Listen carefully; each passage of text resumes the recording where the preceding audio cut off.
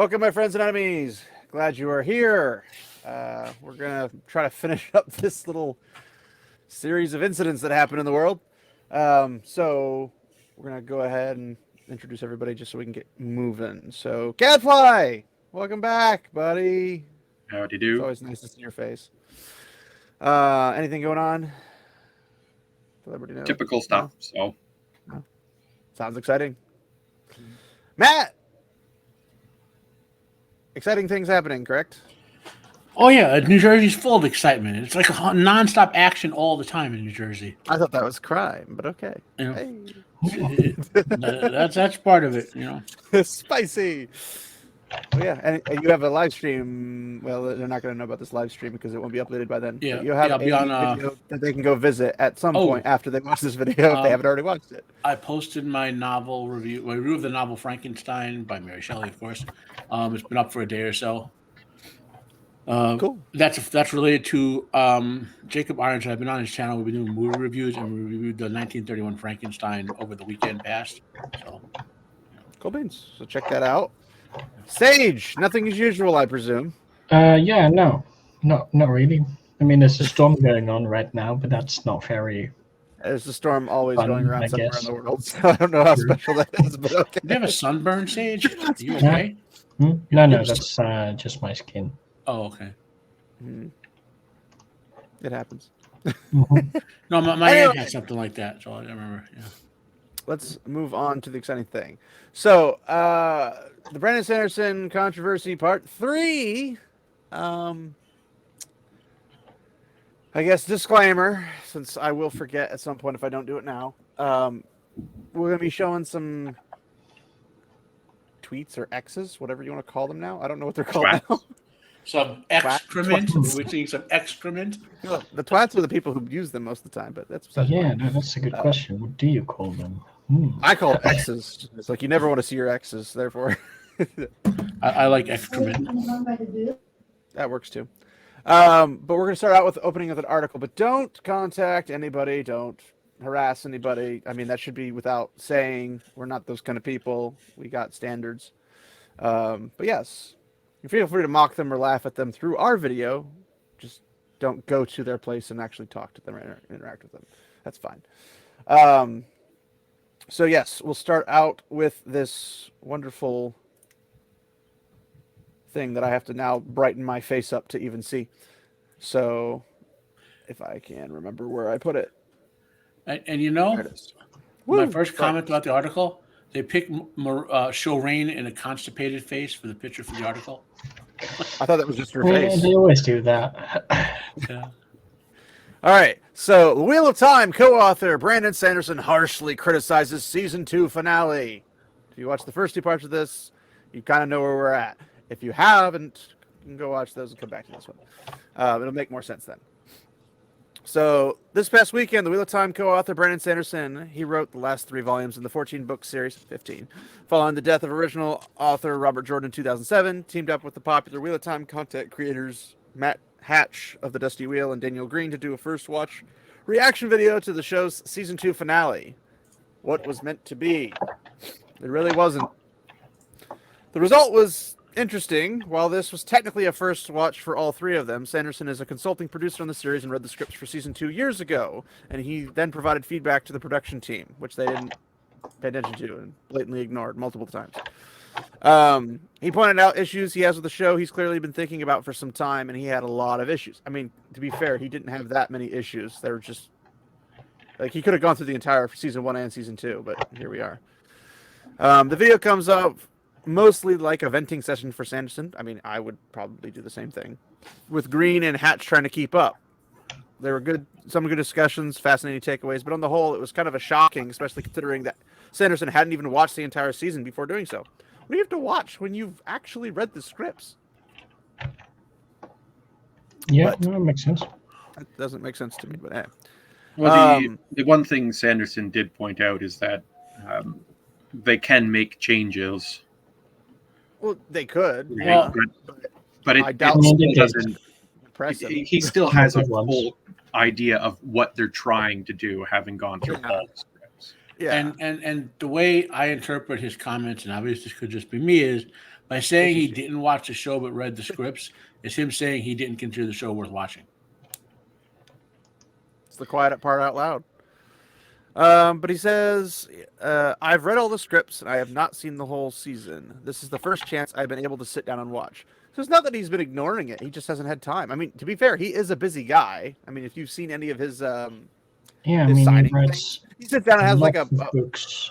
Well, he writes a lot of books for periods. For one, but he also has like a podcast thingy that he does.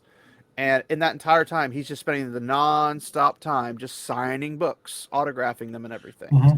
Yeah. So it's not like he's got a whole lot of crazy time to just sit around and watch these seasons and actually pay attention. So well, it lets you know that he, the free time that he does have, he uses for different things.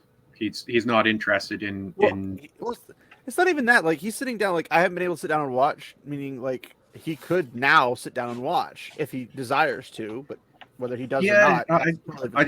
I don't quite think that he had zero time beforehand. I just think he was like. I mean, he's a millionaire, so he's got things to do. I've got X amount of free time available. I have to categorize what I value doing more than other things, and some of that stuff is probably spending time with his kids, right? So like family, or his son, right? Family. So it's like it's give the guy a choice. You can spend time with your family or watch Wheel on Prime. He's like, family. Which any normal person would pick out of those two. Yeah, to be fair. But it's telling you that he doesn't consider watching the show a priority. Yeah. And the person who writes this article, which is Daniel Roman, puts the Roman name to bad use. I have a lot of feelings about this whole thing. Let's save the discussion for the end. In the meantime, let's look at some of Brendan Sanderson's comments on the Wheel of Time Season 2 and spoilers for the season, which nobody cares. The first issue starts the discussion. Rosen make it bigger. Like it's in a web browser, right? Control scroll wheel it. Yes. This way people can see where you're talking about, It's more scrolling too. Except when Rosamund Pike is back on screen, then just make it as small as possible. Shrink it to the back. Yeah. All right. Moraine losing access to the one power at the end of season 1. Moraine was shielded by Ishamael. She spent most of the season being able to use magic until Randall Thor freed her. They make it sound like he did this heroic deed when he basically did what it was told to, like a good little boy. Freed her from the Forsaken Shield in the penultimate episode of season 2. Rosamund Pike is great, by the way, but I fought pretty hard against the Moraine not having her powers thing. This is his quote, by the way.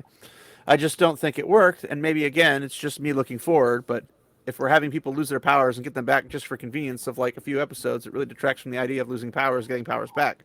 I don't think we needed it. I tried on that one. I really tried. That's one of those things where he's pointing out the knockback effect of changing the story, right? Because spoilers or no spoilers, however we're doing this, within the book series, there are some characters who lose access to the power, and that becomes a big important thing for them, and the struggles that they have to go through, and so now having introduced this losing powers and getting them back this early in the overall story, down the line, that whole storyline of Swan, Leanne, Logain getting their powers back is incredibly diminished because it's less suspenseful. I would also. Okay. So I was going to say this, right? So to me, the biggest issue with what I think this is what he's alluding to is, like, we know in the books, Moraine has a big role in the first book and then kind of disappears until she has particular incidences where she does something big, right? Yeah. So, and now, so what they have to do, if they're going to make Moraine, like in the book, the way I think of it is, Rand is the main character of all the series and books. Moraine is one of the main characters of the first book, and then she declines to a supporting character, except for those big incidents, right? So now they argue Moraine's already a supporting character in the first book. Well, I think Moraine She's good sets a at lot of taking stuff in pictures. motion, which is what makes her. But I Well, she don't. does, We don't but need she's to not the sidetrack. main character. The only one she's really a main character in would be like New Spring. Again, we don't need to get sidetracked into that. What to get to my point is, so like, they've decided for this show that Moraine is, if not the main character, one of the main characters, right? So if they're She's gonna the do main that, character. She's the front. yeah. Well, if they're gonna do that, and since they're making an adaptation, they can't do all 15 books, obviously, right? The proper way Well, to they do could. that. They just didn't want to. Well, I mean, yeah, I mean, we would want that, but they can't. You know what I mean? So I'm being practical and say this: the proper way to rewrite stuff is to take some supporting characters who you could cut out and give those things to Moraine to fill the gap of what she did, because she doesn't do anything in the second book, basically, except for set Rand off on his quest. You know, so maybe you can grab some secondary stuff from the future books, push it forward, and have Moraine doing that in the second season, you know, to get to those storylines you want in, but have Moraine do it instead of, you know, supporting character 5B. You know what I mean? Like, that will be an intelligent way to approach this. Instead, they rewrote the whole damn thing. Like they just said, oh, like let's say this was the it's funny that I'm grabbing the Bible. It's really funny. But like let's say this was book 2 of the Wheel of Time. Okay, you know? blasphemy much. Yeah. Let's say this was book 2 of the Wheel of Time. They basically just threw it away and said, let's just write our own stuff for this, right? And like if they, you know, but the more intelligent approach, right? I think we can all agree on, if we don't agree with what the particular approach is if they have to go with Moraine being a main or the main character, you grab some of those elements from books, 3, 4, 5, 6, 7, 8, 9, and 10 that are done by side characters, and just have Moraine do some of them in the second season to keep her involved. That would be my that to me is a bigger issue with, because if you think of Moraine's plot in the second season, this is what Sanderson gets on with this whole depowering thing. That to depower her, right? Which means like remember how they depowered what's her face in Witcher season 2? Right? Yennefer, I yeah. never watched season 2. Yeah. They completely depowered her. Well, I mean, they completely depowered her, right? But which didn't happen in any of the books. But then they gave her a whole expansive storyline. They did the same thing with her that they did with Moraine. So, they take away her ability to. I was talking about Yennefer. Yeah, Yennefer from Witcher. They basically took away her powers, and then you still gave her a full, complete storyline. Where her ability to do something is her sorcerer's powers. Moraine's ability to do anything is the one power, right? Plus her knowledge. But they take the one power away, so they have to make up an entire storyline that doesn't exist in the books, with this whole family drama thing, right?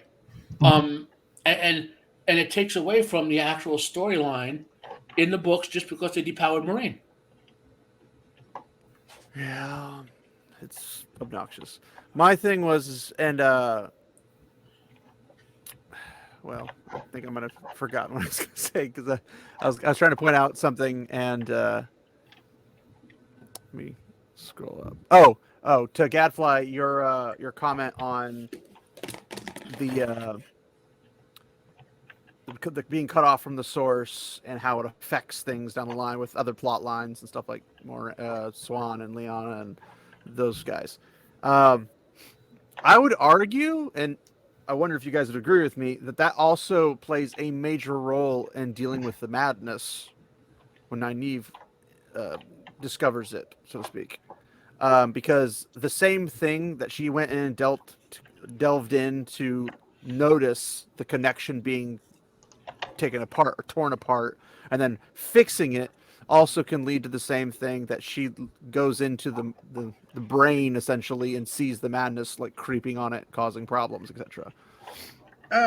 Well, I mean, like they've It's a bit of a kind of stretch, I not get made that, Nynaeve but- a healer in the show, so they've Yeah. already. She's useless. She's Yennefer.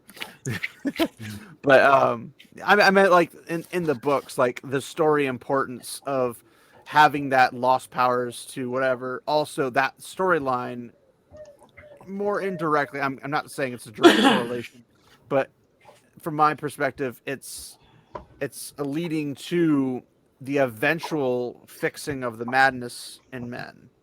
Yeah, well, I think the fixing of the madness in men is an aspect of Nynaeve being the true healer.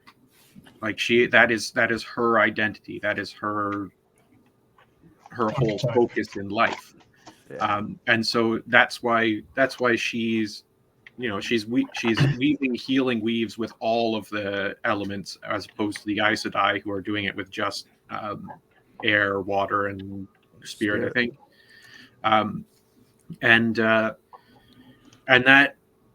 leads to her being able to then deal with the severing. Oh, the severing.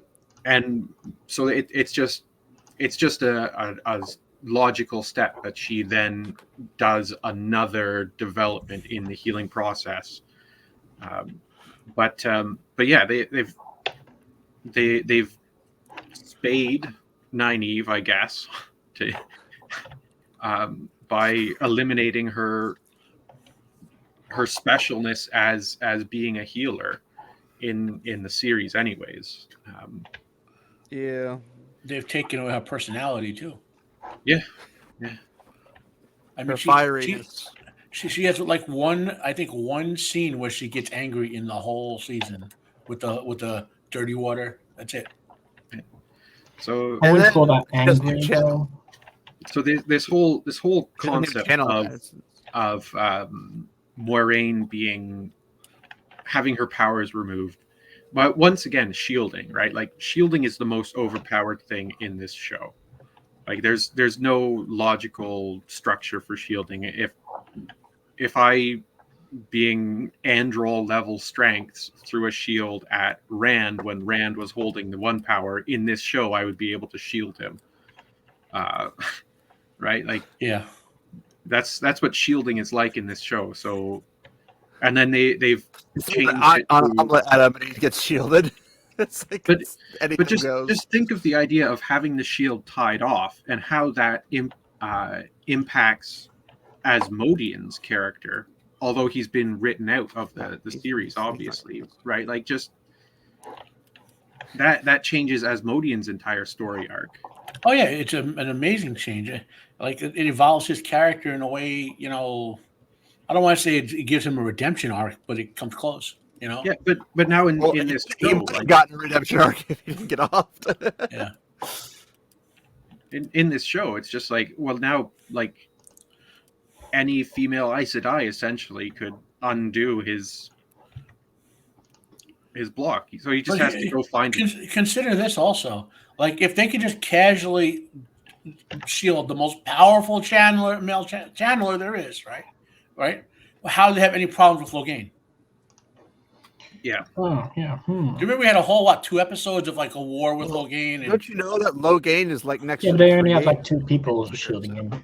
Yeah, well, the theory is they had to have multiple people watching Logain in order to make sure that neither of them would be swayed by his seductiveness. Was that the logic they were going for? Yeah. I don't think he's into lesbians, so. But after that little An example of the show's own writing either ignoring or sabotaging its own established facts. That's, Yeah. So after the comment from Sanderson, let's say, saying he's fighting back against that Hat pushback. I didn't really see much pushback from Hatch, but yeah. Saying he enjoyed the storyline, ultimately turned out. Well, yeah, because he's in everyone. What are they called? he's an okayist. The people like everything, no matter what it is. Well, I call people like him okayist. Oh yeah, okayist. Yeah. So It's okay. he's an okayist. So it doesn't matter what it is. He's going to be fine with it. And he's like, it does some good things, but I think it led to some of the weakest parts of the season. Criticism! Quick, shame him. Shame. Anyway, being episode 1 and 2, Land Moraine, Sanderson replied. So I don't think that quote is Sanderson. from Sanderson, not Hatch. Yes. I know, I was being sarcastic, but yes. I don't think it worked, mostly because it led to a weaker poorly start. structured phrasing and paragraph here. Yes, this article is terrible. I don't think it worked, mostly because it led to a weaker start, which is a problem, right? A weak start for Moraine and Lan, who are two of our strongest characters. In the show, yes. In the book, no. I can absolutely see both sides of the argument. No, you can't. On the one hand, Sanderson is right that Lan and Moraine's early scenes were some of the weakest parts of the season, and they could use some that could complicate things down the line. On the other hand, I agree with Hatch that the storyline feels more satisfying, having seen the whole season, largely due to the performances and the masterful way it all came together. I have not seen a masterful performance in this series so far. I don't know if any of you have. I just want to say, like, I know I get the humor, but I don't blame almost any of the actors in this show other than Pike, because they're giving shoddy material. I You know get what I mean? that, but to some extent, like, I thought Varen was okay. Who else did I think? Like, she's an okay actress. Like, she made me think like she's a good actress. Well, I've seen her in other stuff. Even if she's not playing Varen. I've seen some of the veteran actors in other stuff and think they're okay actors. Like even Daniel Henney, I've seen him in a couple other things. I think he's an okay actor. You know, he's not Lan. He doesn't look like Lan, but he's an okay actor. He didn't have the persona of Lan or anything. Lan. No, but I'm yeah, but that's not really his fault, is it? Yeah. Well, I mean, yeah, I'm sure he got directed to do whatever he was doing, which is what he's doing. But I can't attribute masterful acting to the actors if they're not doing a masterful job. I'm not. It's not masterful. I'm saying that directed. they can't possibly do any good acting because if the material is horrible. Yeah. The only like exception would be if an elite master actor who came into this, and because he's such an awesome actor, the director can't stop him from doing whatever he wants. Like when Christopher Lee goes to Christopher would go to those really bad movies. You know, you ever see something like Howling 2 or whatever, and Christopher would just camp it over the top to make it entertaining. You know, so like, but there's no actor of that stature in this show, so they can't walk in and take the horrible campy role of like who was of Varen's Waters, right? Not Varen's Waters. What's her name's Waters? Alana's Waters. Like, imagine if someone like, I don't know, Lance Henriksen and who's a great actor, who's like Liam Neeson, were playing those roles, and they knew it sucked completely, right? But they could take those and just camp them so far over the top that it'd be entertaining, you know. And the director couldn't stop them because you can't tell Liam Neeson and Lance Henriksen what to do. Like Michael Caine in Muppets Christmas Carol, right? Like he comes in and he's like, "Yeah, I'm not playing Muppets Christmas Carol. I'm playing the Christmas Carol." And just by his performing seriously, it elevates that movie to a whole other level. Yeah, right? It's a great movie.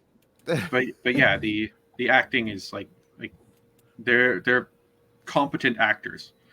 But it just the one line that I want to highlight in this thing is that I agree with Hatch that this storyline feels more satisfying having seen the whole season. This storyline, so he's talking about the Moraine Lan storyline in isolation of the whole season. It's a good storyline, right? It's average storyline, but what does that storyline do for the rest of the story? It doesn't do anything for the rest of the story. It detracts from the rest of the story. And this is one of the things Sanderson is going on about, is like this, it's a storyline that doesn't add any value to the overall story that is trying to be told here. So it could be a great storyline or greatly performed or whatever, but it has no purpose. So why is it there? Why is it even there in the first place? Well, more to that point, it's a TV show of filler episodes. You can actually edit the entirety of that storyline out, and nothing would change for the season. Well, here's the thing: if you have the season as it is, nothing of value is happening. And if you take out the actual stuff that's somewhat slightly related to the story, the actual story, nothing still is happening. If you take out all the filler and leave just the story, nothing's happening. Like, nothing's happening no matter what you do and how you look at it. And they're like, oh, well, this event happened and this event happened. I'm like, we're 16 episodes in to a 64 episode series. Nothing has happened. You should have had him well established, taking over the world by now. Like, this should have been already in focus. We should have already been moving. If you were trying to stay anywhere to a exciting, adventurous, maybe warlike or political intrigue type series, like whatever it is you were trying to do, even if it wasn't the books, you should have been way past this point by now. Because now you've taken 2 seasons to establish this dude as the Dragon Reborn when the viewer audience knew that episode 8 of the first season.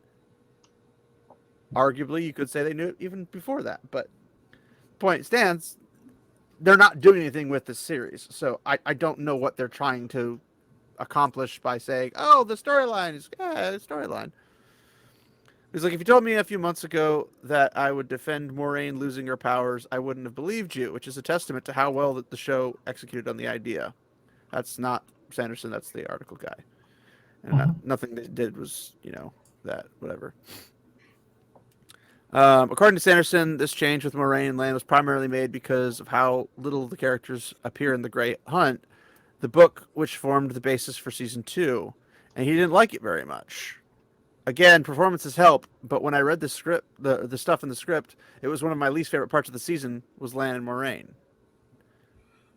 I don't want to draw too many comparisons, but it's kind of the Game of Thrones problem, and I understood the problem that writers were in. This is your star, right? Rosamund Pike is fantastic. She is your star.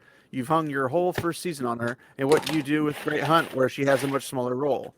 And so they wrote in a bunch of stuff to do with her, and they were far enough off book. I understand what they were trying to do. I don't think it worked. Could you imagine Sean Bean saying to everybody writing Game of Thrones, like, no, I don't want to, like, I want to be here for however many seasons. 8 seasons. That would totally throw the story off. Well, I mean, related to that, I mean, obviously, Sean Bean knew the whole Ned Stark thing beforehand. He wanted that role, Yeah. But you mean I get a role I can die? Yes. Well, he likes the character. I mean, not just the death part, but he really thought Ned was a very good character. Ned's a cool dude. With one kind of major screw up in his life, but aside from that, he's a really cool character. What you do is you give him a different role. You let him play someone else. But if Rosamund Pike wants to star in this and be in every season, you have to find a role for her that's in every season. That's the way you would do it. I think they searched her out for the role. I don't think she searched the role. My impression, again, because I could be wrong, but I knew that Rosamund Pike had wanted to be in an adaptation for this for a long time. And I knew they were doing it, and I had heard that she had gotten involved with it on the production end of it, and that's all I knew about it until that first episode premiered. I saw how horrible it was, and then I got involved with all Salty and the White Cloaks and Disparu and all that sort of the crew that were all in with this.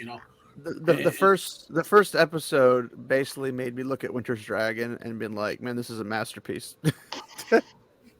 At least it has Billy Zane in it. Oh gosh, but yeah.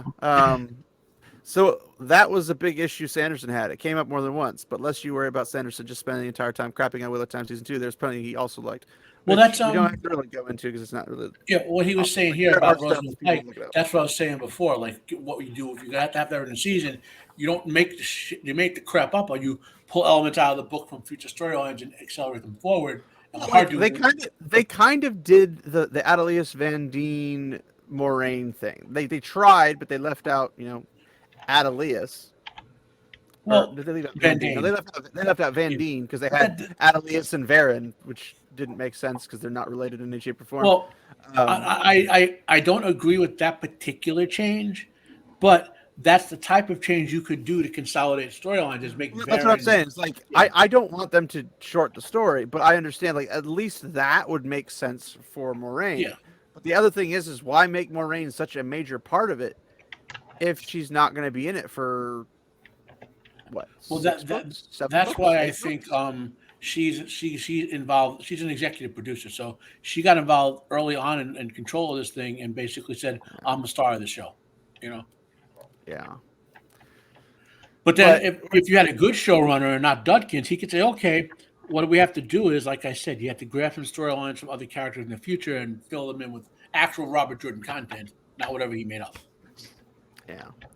So that's it for the article that I really care to read because it's the only part that is necessary to what we're talking about here. There is more to it if somebody wants to. They can go look it up. It's on Fansided. Winter is coming, I think. Yeah. Put in The Wheel of Time, co-author Brandon Sanderson, Harsh the Chris, has the season finale by Daniel Roman. You can find it. It can't be that hard to find, although it's 2 weeks old, so whatever. Unfortunately, time constraints made it so we couldn't make the video until now. But yeah, so that's that, and I can get this thing out of my face so I can there I'm back. Woo! I'm not whiter than the wall anymore. But yes, they had a. Actually, I have to go back real quick and do that. All right. Stop that. Now I'm going to jump into the Twitter storm, as they call it, that arrived due to this kerfluffle and everything. So bear with me, pun intended. Let's see. Whoop. Come on. Bollocks. Come on. It was working earlier. There it is.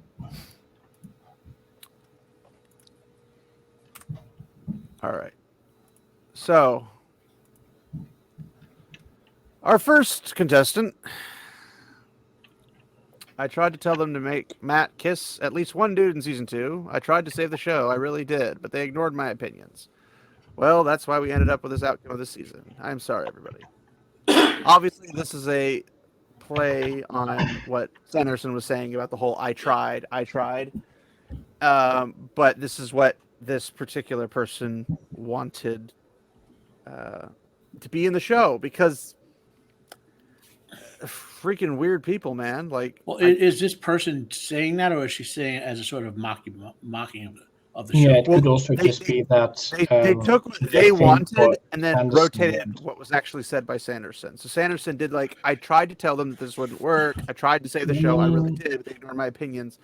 And that's why they get the outcome of this thing. I'm sorry, everybody. So then they took it and said, I tried to tell them to make Matt kiss at least one dude in season 2. That's what they want to see.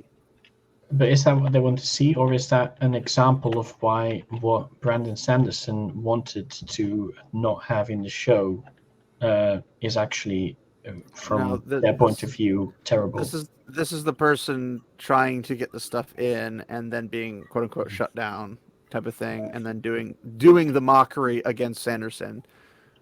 And yeah, I think this is a person trying to say, essentially, well, Sanderson, you're not the writer of the show, so why should you have any input on the story? I wanted to have this happen, but I couldn't get it, so that's what I think this Don't worry, Gadfly, we got more of that.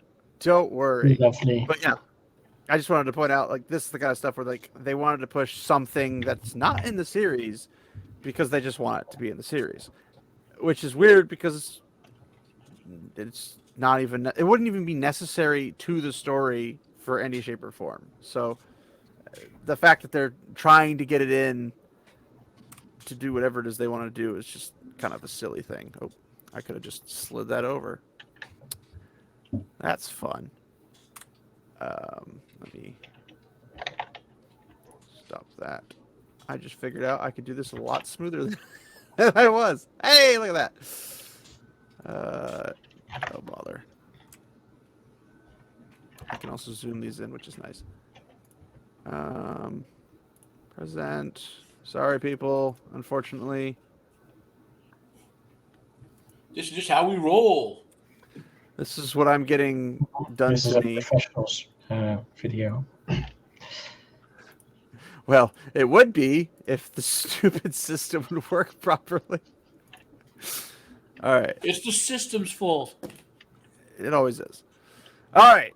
I'm going to try to zoom in a little bit more on this. So, love you, Matt, my boo. Bias. but Sanderson wouldn't shut up and let you watch. He talked so much about what he didn't like, was honestly very jarring and disappointing. Now, I have It's more almost on as this. if that's the entire purpose of such a video.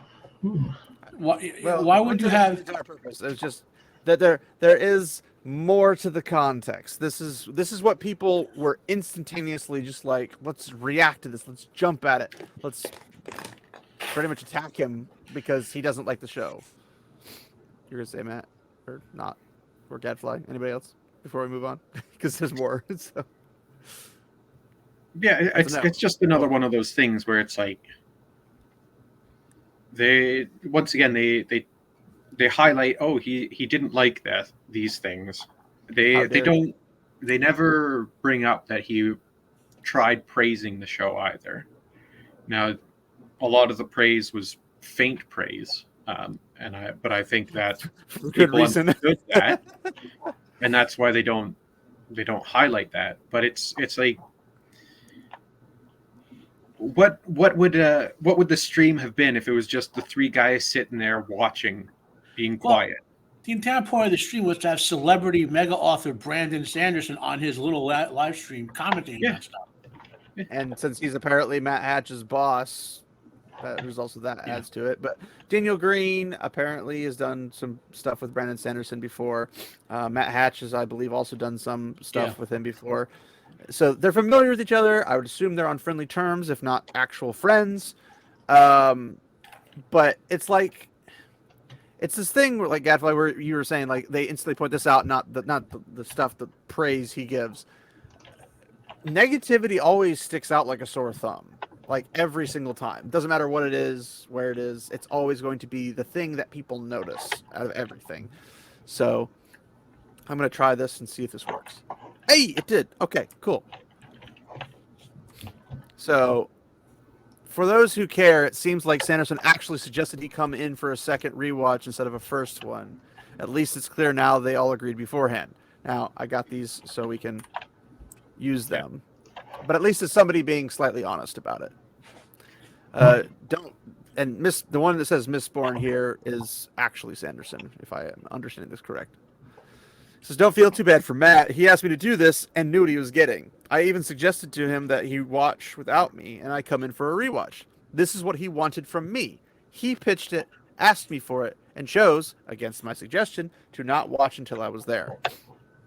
Which, that was a good thing to hear from Sanderson, knowing that, like, people would probably have this blanket idea, basically this, or basically people like, oh, we're freaking out because, oh my, he wouldn't shut up and do this, blah, blah, blah. And it's like, he's literally told to do so by the guy who runs the show.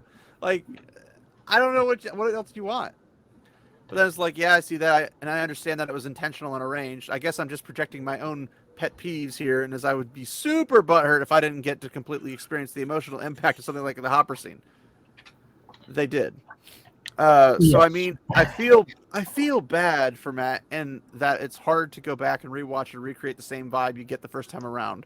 I cried my eyes out, and I wanted Matt to experience it the same way. This person's drowning in their feelings, I can tell you that right now. But he's like, it's hard to go back and rewatch and recreate the same vibe. And I'm like, imagine being somebody who's disappointed with the show not following the books. The first watch is difficult to do.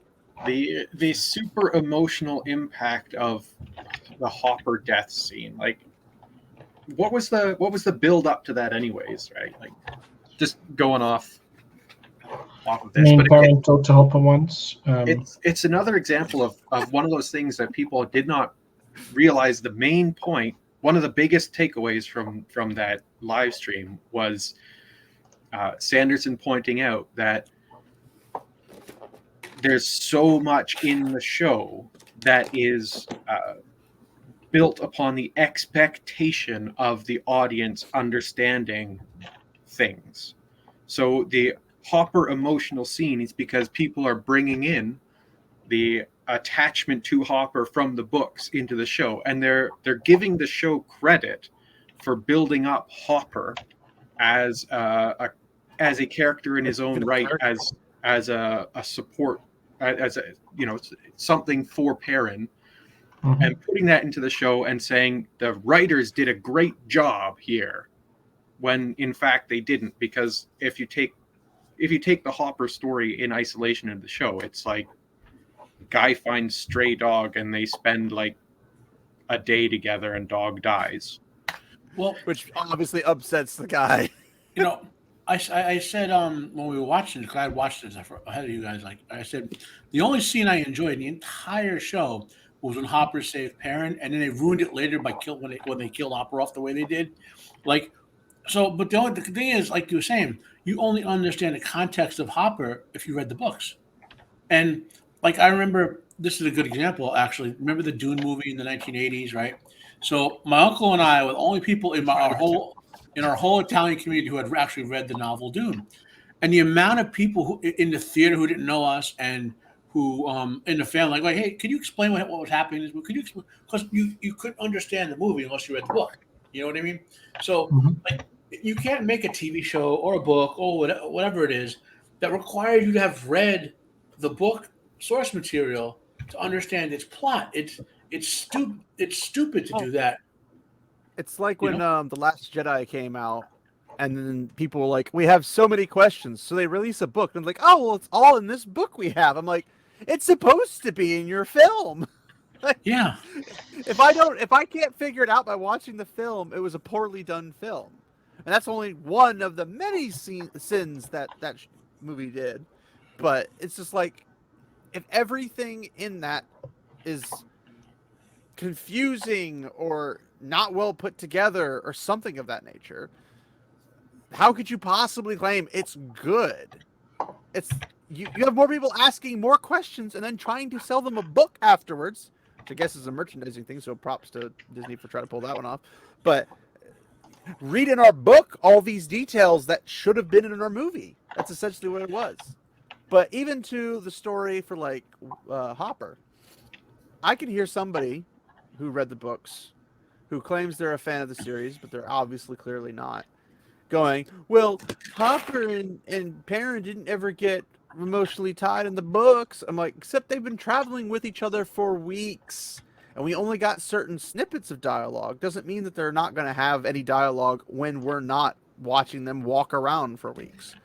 Like, that would be ridiculous to assume that they just stay silent the entire time. Like, there's obviously more dialogue. And we as individuals weren't doing this podcast during the first season. Maybe you are, but I was on it. But I remember We started up remember- right about the end of it. yeah, I remember in White Cloaks and in in what do you call it, in like the Salties group of people who follow this, we all said by cutting out the Elias parts from the first book with Perrin, right? They're going to set themselves up to fail when they get there, when they have to do it. You know? Yeah. Well, I don't think they're going to have too much of the normal Elias storyline and the normal Perrin Fael storyline. I think they're going to nuke that thing pretty freaking hard. And they're just going to kind of they're going to turn Elias into more of a main character and put him in a lot of situations that wouldn't make sense otherwise. Maybe this is the cynic in me, but I have a feeling that Fael will be Perrin's axe victim next season. No, I think she'll be the one who kind of just bullies him into doing whatever she wants because they misunderstand fundamentally how the Saldean women work. like everybody who pays attention to Fael and her mom and dad's relationship knows that the women in Saldea will bully you until you bully them and they like it. That's literally they have an aggressive relationship. That's how Italian Americans are. It's not just aggression. It's that the women want strong men, and the strong men have to figuratively grab them by the scruff. We can't have that in the show. Obviously, but they think the people who are proponents of the show and the people who have done the show so far seem to be the kind of people who would be like, oh, so we need Fael to come in and tell him what to do, bully him to do everything he wants, and that shows female empowerment, and they'll leave out the whole reason why she would even do that in the story to begin with, was because she wants him dominations to some extent, to basically feel like I'm with somebody who's stronger than me. Which, to be fair, I think everybody would want that to some extent. To use our off-camera example, and not that Fael would do this, but she wants Perrin to say, just sharpen, go make me a sandwich, damn it. He wants. That's what he I wants. mean, essentially, yes. Yeah. But I'm pretty sure if he said "shut up and go lay on pillows lavishly like your namesake," he might get slapped. But Yeah. that's a different story. But yes, so part 2 of this, I think, was Sanderson here going, "Yeah, I can totally see that. In hindsight, I should have pushed him harder to watch first without me. He knew he was going to get author commentary from me, but I don't think he knew how many people specifically were waiting to see his reactions. He is so humble, I don't think he realizes people legit appreciate his view. I didn't mean to spoil it for him, but I was under the impression that I was here for behind-the-scenes commentary." Now, this is funny because I heard people like the first one we had basically saying like, "Oh, I can't believe he talked over the whole time." It's like, have you never heard of commentary on videos? Like literally any DVD, they probably don't even do it anymore. But if you go to like an old school DVD like the Lord of the Rings, and you pop it in, there's Lord of the Rings and Lord of the Rings commentary. So if you want to hear Peter Jackson commentate about the whole film, it's there. It's normal. It's not. This isn't new. This like obviously these people don't do that, and I gotta say, in most situations, it's not terribly exciting. And and this is a failure of Hutch on his part. Hatch. I mean Hutch. Oh. You Okay. As an obese person, I can call someone else fat. It's your privilege, It's like, yeah. Wouldn't it be Hutchy then? Yeah, and a fellow Hutch over there. He failed to understand that his audience, and he has one. He has like I don't know what 1 million followers, whatever he has, 100,000, whatever it is. It's not that big now. Whatever number of his followers are on his YouTube channel, he has those people who wanted to hear his opinion. That's just the way it works. So he failed to recognize that those people were gonna by doing a show where Sanderson was essentially the star, right, and therefore suppressing Hutch's opinions. That his fans wanted to hear Hutch's opinions more than anything. So that's why I think Sanderson was making the point that he's right. Hutch should have done his own reaction, and he has 26.7 thousand subs. Well, fine. He has 26,000 people who want to hear his opinion. Nowhere near a million. I'm just pulling numbers out because I don't know and care how many people he actually has. I know. Yeah. I think Daniel Greene is the highest of the Wheel of Time content creators, except maybe like Disparu or something. Although Disparu, I think, is only like 10,000 or something like that. But I think Daniel Greene's way bigger than Disparu. I'm pretty sure he is. I'm just trying to remember the exact number because last time I checked, honestly, I thought it was pretty low. I can still listen to Daniel Greene when he's not talking about Wheel of Time. Like we're just talking about books in general. I found him to be actually. Oh, he's 513,000 subscribers, so he's miles bigger. He's almost as big as Shad, halfway, maybe a quarter, but. But in terms of like, I found Daniel Greene to be entertaining when I first discovered him. I was like, oh, he's pretty entertaining. But once he did his hot takes on the whole casting thing, it killed this channel for me. Like I lost interest because I felt like I was coming in to be told, stop being logical, be highly emotional, don't have any reason or logic in your mind, be completely adhere to my and Matt Hatch's feelings about what you should feel like, otherwise you're a bad person. It was basically like, I'm not going to come back and get that to me every single time I disagree with the guy on something. That's like but I don't like people preaching to me like that. I'm not, because I don't tell people you should believe this. I just say, here's the logical or the story based whatever, here's how this scenario took place, and here's how you should probably experience it, but if you don't, that's fine. Like, that's how I do it. But no, they came in hot and ready just to like shut you down. And I don't know, Sage, if you ever actually did watch that or not, but I did, yeah, and everything's wrong. But there were maybe like a few good points, but I mean, there was an and or a the in there that was really okay, but the rest of it, no. Great. Sage and I had a half an hour talk about that before he even watched it, and I was just giving my points on it, and he's like, yeah, that doesn't sound right. I was like, yeah, and here you go, after he's watched it. But yeah, I do think it's funny that people, they go into the whole, I can't believe he commentated the entire time. It's like, that's why he thought he was there, and that's kind of the reason you have him there. Why else would you do that? So, let's see what we got next. Woohoo.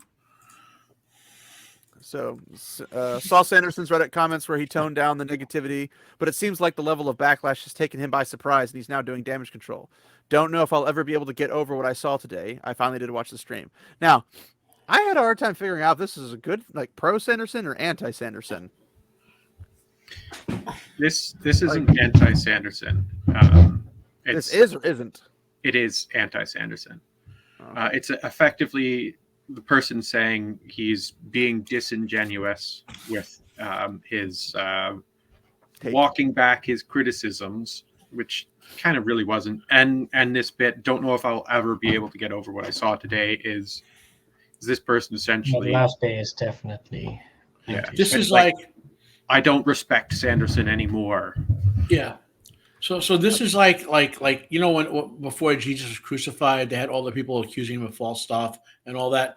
This is part of the like let's get ready to cancel Sanderson. So we'll throw all these comments out there so everyone could accumulate evidence, and eventually they'll come on. Someone will accumulate and say now we're going to cancel Sanderson. We're going to It's the attack with the emotional argument, because emotions are supposed to be extremely powerful and volatile, which they are powerful and volatile given to the emotional mob.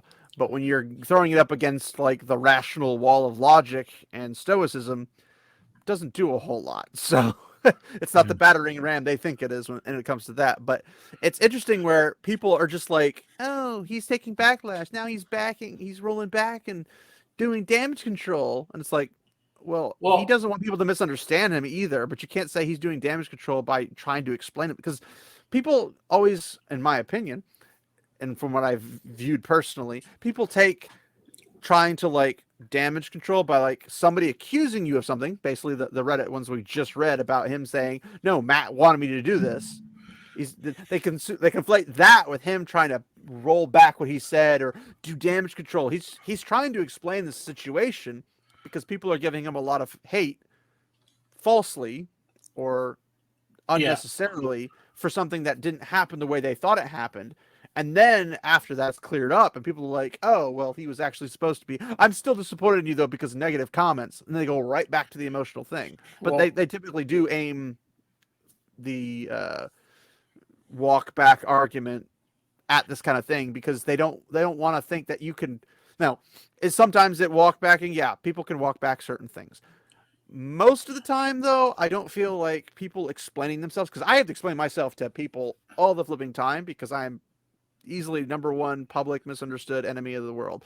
Like, everyone misunderstood me. You guys have probably misunderstood me at certain points, and I've had to clarify things to help you understand what I was trying to point out. And I think that's natural for people. Like, I mean, we should all kind of expect it to some extent. I just happen to do it all the time because I have to. Otherwise, people just don't get what I'm trying to say. But it just seems weird for me, somebody who has to do it every single day to explain somebody, that in this instance, this one particular scenario, they're like, oh, well, he had to explain for himself this thing. Therefore, he's walking it back or toning it down because of the backlash. And it's like, no, he's just trying to say, why are you hating me over something that doesn't make sense because it's not what happened? Well, I suspect that Sanderson he's not in the woke cult, but he's in the like leftist leaning people who want to agree with them. Maybe. And he's like, he's trying to find a way to like, he's not like a lot of like leftists, or I should say liberal, like Bill Maher or whatever, they find themselves like being exercised by the cult or whatever over the last couple of years. I think Sanderson is like that. He hasn't hasn't happened to him yet. And he's trying to like keep himself in that same. No. One of the other things here is, like this idea, he's toned down the negativity, right? Like what they mean there is people have forgotten that, once again, he said positive things about the show during the commentary, but people forgot that. They never focused on it. And so when he's now making his comments on Reddit and whatever, he brings up the positive comments that he's made. And now people are like, oh, now he's being positive. But it's not been the case. He's just been consistent with his things. They're just now noticing that he has positive things. Well, he's also pointing out that they're pointing out only negative things, and he's pointing out the things that he said that obviously were negative from their viewpoint. But he's also like, but I also did the not positive. I did not negative stuff. I did positive stuff as well. They're like, oh, he's backing up. It's like, no, it was already there. You just are blind and or stupid. It's pretty obvious. But yeah. Anything thoughts wise, Sage? No, you pretty much summed it up all already. You're welcome. Yeah. I'm trying to keep you to your schedule of nothing. So sorry. All right, let's see what else we got. Oh, yes, here's the big one. Brandon Sanderson, for real, didn't bother to watch the rest of season 2 before watching the finale. What on earth? That's not abnormal for people who have a busy life and are multimillionaires that need to do things, right? Gadfly, you're muted, by the way. Can't hear your wonderful things. Just the fact that, as Sanderson pointed out in the Reddit things, like this is something that Matt Hatch organized and set up. So this is a person who clearly didn't see that Reddit post. Yeah. So Matt Hatch organized this concept of we're going to watch the season finale together. What responsibility does Sanderson have to do in order to fulfill that obligation? He has to turn up and commentate on the thing. He doesn't have to do his homework beforehand in order to watch the entirety of season 1. He doesn't have to watch season 1 and then the rest of season 2 in order to have the whole picture, because that's really what you should be doing. And just a second. That's fine. Well, go ahead. It goes without saying that would Brandon Sanderson even have watched the 8th episode if he wasn't on this review? Don't know. We don't. I don't think he would have.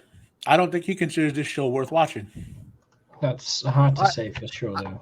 I think because I wanted to make comment earlier to your comment on whether he's left or whatever. He hasn't really put any political standpoints into this, or political ideologies, or anything like that, or non-political ideologies. He hasn't put anything like that into the show, as far as I can tell. So, I mean, he could be completely left-leaning, whatever. He could be completely right-leaning. I don't know. But all he's done so far is pointed out the story won't work this way because of the way they're putting things together, and people are upset with that. And it's like, what? You don't want to see two men kiss? What? You don't want to see, two dudes take on a woman at the same time? You don't want to see two old ladies, wrinkly and stuff, kissing each other? No, it's not even what he's saying. Like, whether he wants to see that or not, which I don't think most people want to see. But if that's the case, it's just it's an odd thing for people to be like, oh, he's not politically, like, he hasn't been political. All of this so far has been in relation to this series that he participated in. He's also, I think, watching it or reading the scripts from a perspective of, this is going to cause things. And I think he mentioned it in the Reddit thing where he's basically like, in the future, this is going to cause a problem. Mm-hmm. At some point. I don't know, it was from the article earlier. Well, it's going to cause a problem later down the line because this sets up this thing and the dominoes will fall, but now you're going to have a fall of a domino and it's not going to hit anything because there's nothing there to hit because you set this up the wrong way. Here's another one for you, bud. This is a criticism of the show's writing. So Morgana Feldai over there says, shout out to the fourth one down. Shout out to Matt for pushing back against Brando's provably wrong pedantic thing about touching Mercedes in the dagger and not backing down, right? So if you could do what Matt did with that dagger, right? If that was logically possible, why not go to Shadow Logoth, get 100 bloody daggers, or 1,000 of them, wrap them on your spear, and equip an army with lightsabers? I mean, they do seem very useful. They are pretty useful, and not to mention, there's probably more than daggers there. There's probably actual spears. That Yeah, but then you'd have to put a spear on a spear. You know what I mean? No, you just wrap leather around it. You'll be fine. Yeah. Fair enough. I mean, slide it in a giant Ziploc bag or something, whatever you gotta do. And that criticism we just did is not of the wokeness or whatever. It's an actual writing hole in the show that they keep opening Yeah, up. it's purely the plot having problems. But just to go back to this, we're just talking. It didn't bother to reach it. Dude will not stop talking. How is he even watching this episode? It was like, again, you didn't pay attention to the Reddit post. Probably hadn't put it out yet. Whatever, that's fine. He's like, and honestly, just keeps talking about himself, what he'd do differently, what he did in the books, on and on. STFU. It's like kind of a big point, don't you think? Hey, I wrote this story with somebody. Once I again, kind of know what I'm talking about. this is another example of people not liking the fact that commentary is happening that is critical of what they're They don't like critical consuming. people at all, unless they're their own If critical towards something. if Sanderson was doing nothing but drooling out of the mouth in praise of this show, they would be saying, "Oh my God, this is so great! This is so fantastic! I love This is this! the best Yes, author Sanderson, ever." preach, Sanderson!" Mhm. But it's simply the fact that they hate the fact that the commentary is negative, and so they hate. Which it wasn't They even hate completely him negative, which commenting. is the funny part. Is like it's not even Well, completely negative. But to the cult, any criticism is negative. Mhm. Yeah, well, that's true. But then it's shout out to Matt for pushing back and the whole dagger thing. And I'm like, Pedantic take, like, I do mean, you it's not not just understand negative to the cult, nerditry? but actively harmful. well, that's not. It's not even like the pedantic part. To me, it's the provably wrong. Yeah. Like, prove it, because so far Hmm. I've not seen a single good argument that would make sense for this. And I'm pretty sure Daniel Greene was like, "No, I'm with Sanderson on this one." Yeah. Because it doesn't make sense. Because if this was the case, it's the same thing where like it should affect things, and it's a little weird in certain cases, like when it's put with the horn, it's in a box. Is it super thick? Because I'm pretty sure in the books they made a comment about they had like a really like 3-inch lead thick type box or whatever. Yeah. And that's Yeah. what they put it in, so the effects of Shader Logoth wouldn't get through it. And I'm like, okay, so what are we gonna do? Well, we're gonna put it on a stick, and then we're gonna wrap some leather around it, and But it that's just all the protection we have from its influence. When they're like, no, we want like 3 inches of solid lead to prevent this from a thing, and then they put it in, or when they put it in with the horn, and that's what they have. They're carrying it around. They're not being influenced by it because of the case, but they're like, no, I'm gonna wield this thing like literally not far from my body with no protection. It's emanating whatever it needs to emanate to curse everybody. And I'm just gonna like wave this thing around, and then you got the lightsaber nonsense. But all that stuff is stupid. just the idea of a nerd commenting on a show. Of course, a nerd is going to be pedantic, right? Like that's And that's it's not just any nerd; it's a person who played a major role in this yeah, series. but this is like nerd culture is very pedantic. You know, the debates of which superhero would beat which superhero, right? That's the typical. Nami's beating Goku. Everybody Sorry, goes on to all the different minutia of detail in those types of debates, right? And it's like, yeah, of course, a person who is passionate about this subject material. Sanderson was a fan of the books before he ended up writing the last 3. He was a fan. Of course, he has pedantry in him when he's talking about it, right? So yeah, he's going to go on about all these little details, and like when people don't go on about all the little details, they don't really care about the whole thing. They just like it, right? And that's coming back to the okayists, right? Like they like it, but don't go too deep into it, because then the obvious mistakes and errors will stop popping up like bubbles. Yeah. But like I massively agree. Which I know we always agree, guys, right? Yeah, always. well, 'cause I'm always right. I thought you were left. Oh, boom. Sorry. I mean, to be fair, you are to my right, although it might be considered my left if we're doing stage. But that's beside the point. Anyway, I always thought I'd be like, when you see, you can tell how good something is when somebody points out the good and bad about something. And they'll like write a review, they'll do a video essay or something like that. And they'll go through every little nook and cranny. They're covering every little thing. They're like, these were all amazing. They put a lot of care and time and consideration to this. And they screwed up a couple storylines here and a couple plot points there and, whatever. But all in all, it came together very well. My main point for this would probably be like the Lord of the Rings movies. There were things that there were issues with it that they claim people never complained about. I'm like, there were complaints. But we understand as fans that it at least held to the main storyline. It had the spirit of the storyline. And they were trying to make it exciting for the average person. And which is they weren't introducing random characters here and there that had no bearing on the story and had no purpose in the story and weren't part of the story. If anything, they didn't introduce enough characters. But and even in that situation, you could tell that they actually cared about the trilogy in that regard. And with that famous quote with Peter Jackson saying, well, we didn't want to input any of our viewpoints or our beliefs into the show or into the movie. We wanted Tolkien to be first and foremost. Like, that was the goal.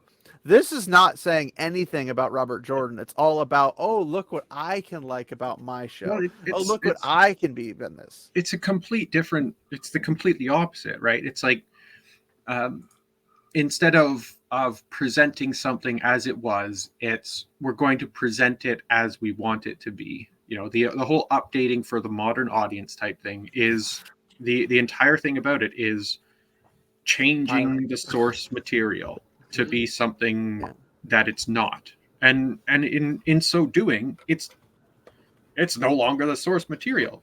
Whoa, I've said this a number of times, right? But like, when you make significant changes to the setting, significant changes to the plot, significant changes to the characters, it's not the same story at all. It's what you would call a significant change. But yeah, and that's kind of the thing. Is like, at what point would making changes make this cease to be Wheel of Time? Just like, at what point would making changes cease to make Rings of Power Tolkien based? I argue that they pretty much knocked that one out of the park the first episode. But it's like, what actually makes something stop being something? Well, or is all the required just to slap the name this is the Wheel of Time? This is Rings of Power. For Wheel of Prime, the defining, like before this moment, you could have had some sort of major course correction that kind of got it kind of back to the books. But as soon as it was the end of season 1 and they took away Rand's moment of taking out the army, Rand was no longer the main character. Yeah, and if they had just done the end of book 1 with Rand grabbing the untainted Sidane and doing what he did, they could have saved the whole season with a big Rand moment. And instead, Rand is not the main character and it carried through this entire season. Yep. But I mean, Rings of Power, when they started screwing up with Galadriel, like the opening scenes. When they changed her opening monologue, where she changed the entire first stage story to be about Hart. Mm-hmm. Her fight for vengeance and my brother. They killed my brother. I mean, computer. His brother is still alive. And what made it double worse was that. In like the 5th episode, they give the story of Fëanor and the Silmarils as a casual backdrop. Like it's not the whole reason they're over here to begin with. Yeah. Was Fëanor's quest for vengeance and to regain the Silmarils. Oh my God. And how much of a villain he was. Also, ignore the fact that at this point in time, Galadriel is married and has a daughter. Mm-hmm. Yeah. But her husband's gone, missing, or dead of some sort. And the husband had custody of the child. Yeah. But then wait, her daughter is needed to exist so Elrond can have Arwen and the brothers. And the brothers help Aragorn. So like literally it's a domino effect of all these things that if you remove these things, They cause problems down the line. But they're like, oh well, you didn't see the brothers in the movie, so it's okay. And I'm like, but their sister was there. How's that even happen? Well, even then, like, isn't this supposed to be not connected to the movies because of Can be. reasons? Can't be. Yeah. Well, it can't be. It's, not even because they don't have the rights, because they don't even they changed the storyline. Yeah. Like even within the context of what they're allowed to do, they could have made something that worked with the movies. Which will never happen, but here we are. Then she goes on and says, my man Perrin, at least he saved Avienda, right? No. And she's like, WTF? What do you mean? A man's not allowed to do that? A man can't save the woman. I'm like, that's literally his storyline with an Aiel, is he saves the Aiel from the cage. That's Well, but it also used to be a man, so they made it specifically so that he couldn't do it anymore, given the new rules. The other thing is without... Well, he's not a blacksmith, so he's not strong like a blacksmith, so he couldn't do No, it that's like a true. blacksmith. Yeah. What actions, like what direct actions has Perrin taken on his own behalf in the season? Opening his mouth and holding it open. He made sure Joffrey's baby was dead. Mm-hmm. There's that too. But that's not his own. That's a reaction to something that happens. Perrin has no agency in this show. Like there's the only agency he has in this show is choosing to kill Jeffrey Bornhold. Effectively. Yeah. There are other things here and there, but like my point being, Perrin doesn't do anything of his own accord at all. He's always forced into doing stuff. Yeah. So why is it so horrible that somebody takes it upon themselves to do something to help somebody else? To what you said before, Gav, It doesn't empower. It doesn't empower the woman in the scene. Yeah. Everything Perrin does could basically be edited out. Sando pointed out, like technically, if you gave a Greene a sword, you didn't need the other people on the roof. You didn't need anybody else. Yeah. Because Nynaeve and Elaine didn't need to rescue a Greene. She rescued herself. Yeah. Well, yes, but also if they have a sword, she just has to not throw it like Matt. As long as she doesn't throw it, then. Well, I mean, if Rand wasn't there, she wouldn't have hit it. She wouldn't have hit fake Ishamael and gone through to hit Rand. So. Yeah. Yeah, that would have been better. Have her take the spear from Matt, throw it and miss, hit Rand, kill Ishmael with Rand's sword, then heal Rand. That would have been perfect for a Greene. I think it'd be perfect is she couldn't heal Rand, but she heals Ishamael just so she can kill him again to show how much of a boss she is. Mm-hmm. Yeah, that sounds like something that. If I had any skill with video editing, you made me kill my ex-boyfriend. Now I'm gonna kill you, and then I'm gonna bring you back so I can kill you again. If I had any skill with like video editing or whatever, I would take that end scene where they do the pose off with the dragon, like that 10 seconds or whatever, and overhead I would flash, I win again, lose Theron. I win again, lose Theron. like in bright letters. I really want them to do a Flickr episode just so we can say, Flickr, I win again, lose Theron. Flickr, I win again, lose Theron. Just keep flickering it over and over again. Yeah. Well, that's another way they can save this show. Like not just a Balefire and Moraine waking up and going to Two Rivers. Rand can wake up and go, "Oh my God, what a horrible nightmare!" Now you're reducing everything so far though that you're not going to be able to catch up to it. That's the problem. Like you wasted 16 of a 64 episode series, ruining it.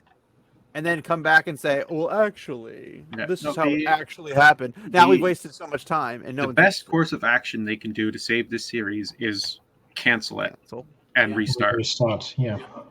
Reboot it in 5-10 years, something like that. That'd be your best option. Well, you don't have to wait 5 or 10 years because it sucks so bad. Mm-hmm. You can do it right now.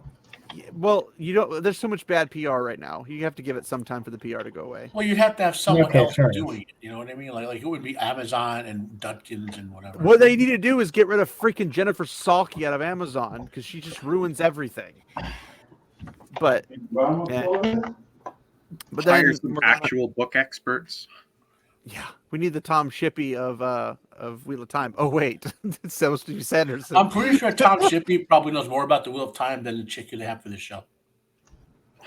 Well, I don't know. They got Sarah Nakamura, so I don't Yeah, think Tom Shippey could because beat she's her on par or with wisdom. the other guy. The Morgana says, like, sorry, I'm going to stop live tweeting my watch through of this. I will see without spreading the corruption to your TLs. Oh, she The admits there's corruption.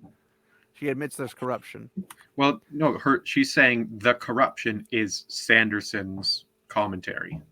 Yeah, well, it gets better because I saved the best for last. Although it's not technically the last, I don't think. But yeah.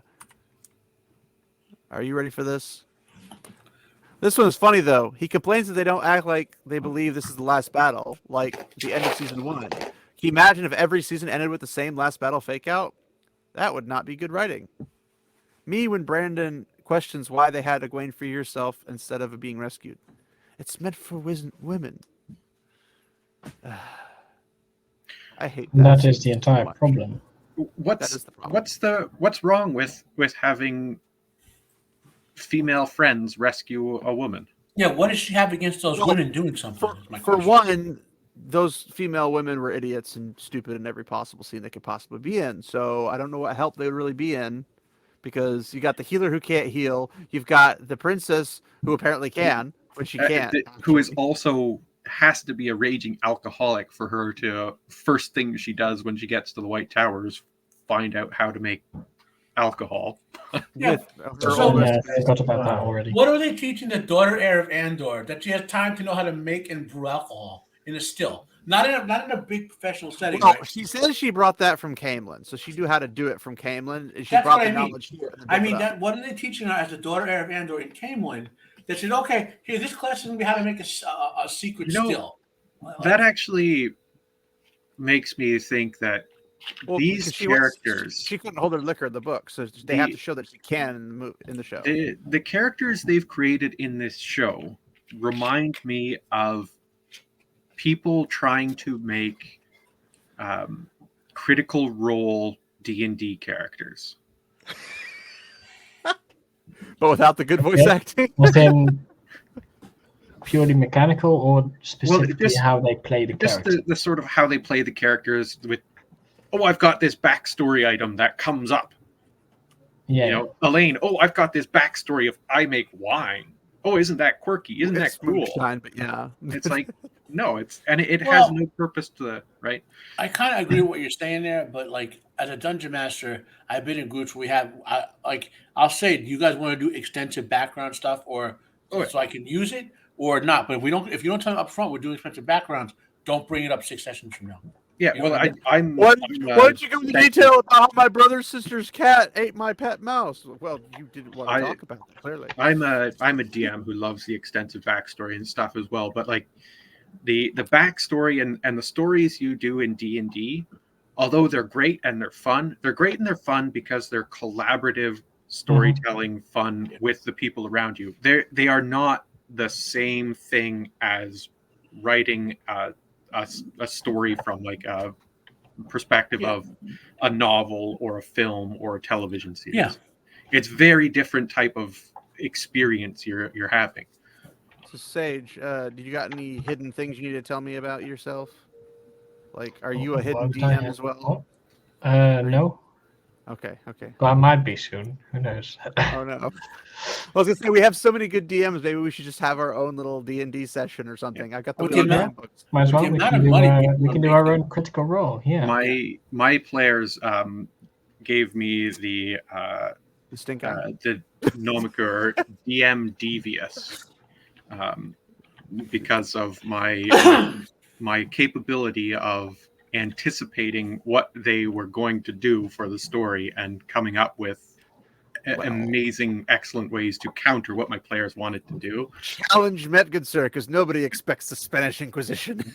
I think by now everyone does, though. Fun times. That's the joke, but yeah. I actually haven't played a good game of D&D in a long time because people don't like hardcore D&D for whatever reason. I found that to be the most fun part is when you completely immerse yourself in the world where your player character does not exist. Like you as a player in the game doesn't exist. Like it's just your character and you play your character to the best of your abilities. And even if they come off of kind of a jerk or way too nice, you just roll with it because that's how characters are. And the DM and or players can find ways to take the oddest people and put them together to be the best buds. Like we see it all the flipping time. It's not like it's new. But I mean, to be fair, I also haven't played D&D in a while, but that's mostly because I do Pathfinder now. Well, my yeah, biggest pet peeve with modern role players and D&D players is that, like, they don't want their characters to ever die. Like, first edition, I came in, we expected we had 5 or 6 characters because at low levels you died. You had spares ready. You know? Wants their character to die. It's just a lot of people don't accept that their character dies when it happens. Because some characters you can pull off and just go and all this stuff. But it's like part of the fun of D&D is making a new character. So it's like, I died. Well, hey, I got like 7 characters in the lineup. Like I haven't honestly played or DM'd a lot lately, but the last time I did a big DM stint was maybe 7-8 years ago, and I did a little one like a year ago. And I was like, a player died, a character died, a player died. That would be even tragic. But, a character died. The player died in like a freaking weird freak accident at the same time. I give a big speech slightly different. At the start of the session, after we made characters, after I give them my table rule, I give a speech and say, look, if your character dies, within the context of role-playing, if you want to bring them back and you can do it, I'll allow it. But don't expect me to just have a random 50th level priest walk up with a resurrection spell who's living at the town and will do it for 1 gold. I don't play that way. You know what I mean? You got, like, if you want to bring hit so-and-so back when they die, you got to, within the context of the game, work for it. Do you guys want a funny story? Well, I was about to give you one. So I thought you were finished. Fast forward to, like, I don't know, like I think they were 10th or 11th level at the time, so it was a few months later. And this is, I think, a 2nd edition game, and the character died heroically, right? So fine, I'm thinking, okay, heroic death. I'm thinking, are they going to try to resurrect the character, or is he going to move on? And instead, the player starts whining about dying, and I'm like, bro, your hit points dropped to 0, and you didn't bandage the wound. It's time. It's like agreement has made his call. And I'm like, well, so you want the character back? Travel, do what you have to do as a character now. And have his friend push the other characters looted his body and left. And like that was part of the thing is that if you're playing like a regular D&D world, there's like resurrection crystals, there's diamonds you can use to basically attribute, and like the ritual that you have to do to resurrect somebody. Like there's a lot of ways to resurrect people, but if your buddies literally just rob your corpse and leave you, they have no chance. He was partially eaten and his pieces were all over the place. It wasn't a pleasant death. Oh. You know what I mean? So like they could have technically got all 6 or 7 chunks of him or something, whatever. But the point is, like, so they just looted what was there and left, and the expectation was because someone else had died before, just rolled up a new character. Like but this dude went on and on. Like he showed up in the next session like without a character, and I'm like, bro, go roll character or whatever, or sit and watch, but don't whine and take. Eventually, we kicked him out of the group because he just couldn't get over it. Oops, sorry, that did not do what I wanted to do. I just have to change something. But once again, getting back to this whole thing, right? Like that last tweet there, when Brandon questions why they had a Greene free herself instead of being rescued, right? Like Brandon, he was pointing out that by having a Greene rescue herself, it meant that the entirety of Nynaeve and Elaine's place in the story was purposeless. Absolutely purposeless. If you wanted to have a story where a Greene frees herself, then don't have Nynaeve and Elaine go through the process to try and rescue her, because that's what they were leading up to with Nynaeve and Elaine. I think they were using Elaine and Nynaeve to do a couple things. One, to discover that Elaine can actually heal people, because she can't in the books. And then 2, well, that was just some. I mean, that's not really discovering anything, right? Well, I mean, it is. If she's not able to do it, and then now she can, that's discovering it. Yeah, but we don't really know that in the show. Well, I know, because they never It's actually just did it right. Elaine's there. She can channel. You can use channeling to heal. Okay, she heals. Done. I think the biggest point is to show the Soldom Damane relationship, with who is actually able to channel and who can actually become a demone, being obviously. Yeah, no, that seems likely. I think that's what they were trying to set up. It was such a minor part, though. Most people probably missed it. But before we get too far, I did want to share my funny D&D story because I DM'd once. Last time. Once, just once. Once. There's a reason for this. It was a Wheel of Time campaign. Using the Wheel of Time system, or yes, Wheel of Time system. So level 1, everyone gets together, and Dark Friends attack.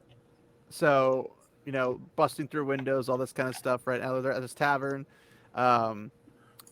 Somebody's being attacked. So they bust like our armored, kind of barbarian-ish type thing.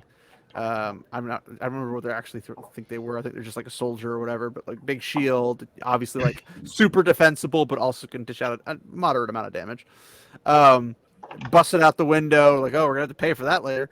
And then everybody else rushes out the front door and everything, and they're like, in the street, there's just a bunch of what you'd consider bandits, but they're actually like Dark Friends, and they're like, oh, these are obviously Dark Friends, and they all went and just did their thing. They went and attacked the Dark Friends. Now keep in mind, these are the lowest level I could possibly make with the system. It was literally the lowest level I could make for each of these guys. And there weren't even that many of them. I think it was like 7 to 5, I think, roughly in there. And the soldier, super armed person, goes in this alleyway, barrel on one side, crate on the other side, can't get flanked. It's great. Just sits there, armors up. It's got like I think it was a 20 AC or something, like a 19 or a 20 AC. And yeah, I kind of crit rolled him like 3 times in a row and killed him. Yeah. And then we get to the other players. I rolled 6 nat 20s in a row in this one session, and I felt so bad because it's like I literally just party killed everybody, and I had to bring in like a monk type character that worked for the tavern, be like, "Oh, you gotta pay for all this," and comes in and just beats the crap out of all the Dark Friends just to save the party. I was like, "Well, this is the last session, isn't it?" That's when you get everybody to have a new character, and they come to the town, and everybody's like, "Holy crap! We just had bandits attack and kill all these crazy people," and then you're like, "Oh, well, there we go. Now you're on your way." I just was like, I couldn't believe it. I just nat 20, nat 20, nat 20, nat 20, nat 20 every single combat scenario except I think for one. Is some incredible luck. I know, right? Well, I do take after Matt, so it makes sense. Coffin, that is. Sorry. But yeah, it was an interesting, fun explanation to like go through and be like, yeah, I kind of killed you all. Sorry. And they didn't want to play it after that, so we did play it after that. But yeah, I've always wanted to do Wheel of Time in that regard. I wonder why. Anyway, the show. Well, I mean, I think I could be halfway decent at Wheel of Time because I'm very familiar with Wheel of Time. But I think in general, I'd rather just play a character that just plays a part in the whole thing. But either way. So this person does their thing. Then we get to this dude who has quite the long. He's like, my take on the Sando crap. Look, the guy is a white male college professor. He showed up without doing his homework and proceeded to monopolize the discussion. Not watching any of season 2, but read the script, equaling Spark Notes. I don't know how many of you are. And then there's more to this, but if you wanted to comment on this before we jump to the rest of it. I mean, I would disregard his opinion the moment I hear him talk about cis white men. Well, guys, yeah, white male. Well, he didn't say cis, to be fair. He just said the white male college professor. The other thing is like when you're sitting in the room, you may have added that then. I did. Yeah, you might have. When you're sitting in the room with somebody who's considered an expert in in whatever field, the discussion is always going to be heavily weighted on that person's end because they have far more insight and far more experience, knowledge and experience in whatever field it is. In this case, it's writing, and so of course Sanderson is going to have the majority of the discussion because he's the one with all the insight and all the experience and all the knowledge of writing a story. Plus, he has all the knowledge of the scripts and the process and of the development of the show as well. Well, in addition, this entire podcast of Hutch's was for Sando's take. Yeah. Well, not even that. It's just the fact that the other two were watching the show where he didn't seem like he cared because he kind of knew what was going on because of the script reading. So like it wasn't necessary for him to just shut up and watch and then occasionally make a comment, because even Daniel Greene made comments. Hutch made comments mostly to respond to the other guys, but he was mostly going the entire time. So, I mean, but occasionally he did pop in and was just like, oh yeah, you guys are talking. Let me add my piece into this. Like, that's what he wanted. So let the guy have what he wants. Stop condemning the guy. I think Daniel Greene did something sneaky on that podcast. Because I've said before, Greene, you could see on Daniel Greene's face that he knows this show is crap, but he can't say it because he's in the cult, right? So I think he saw that Sando was taking some pretty big shots at this and slipped some of his own disgruntlement out in a way that wouldn't be noticed in a critical way of him, because it was hidden under Sando's, artillery strikes. Yeah. So then we get to the real firestorm. Academic, or I guess to kind of clarify, I don't know how many of you are academics, but the same thing happens in every single literature conference ever. Seriously, 80% of the time, a white dude takes the podium, expect the same. That said, he is someone who has thought long and hard about Wheel of Time. He lived in the series and put profound effort into finishing the books. It's hard to accept that the author is dead when you're the author and you're sitting right there. He has to feel some sort of ownership and mastery of the content, and the show is different, and apparently he didn't feel listened to, for good reason. He gave us his authentic reactions. I am thankful to him, and I am sad that he was not better able to regulate his book writer baggage. Hopefully he can return to the world more regulated at a later time. I anticipate he'll be embarrassed by this video looking back. I don't know why.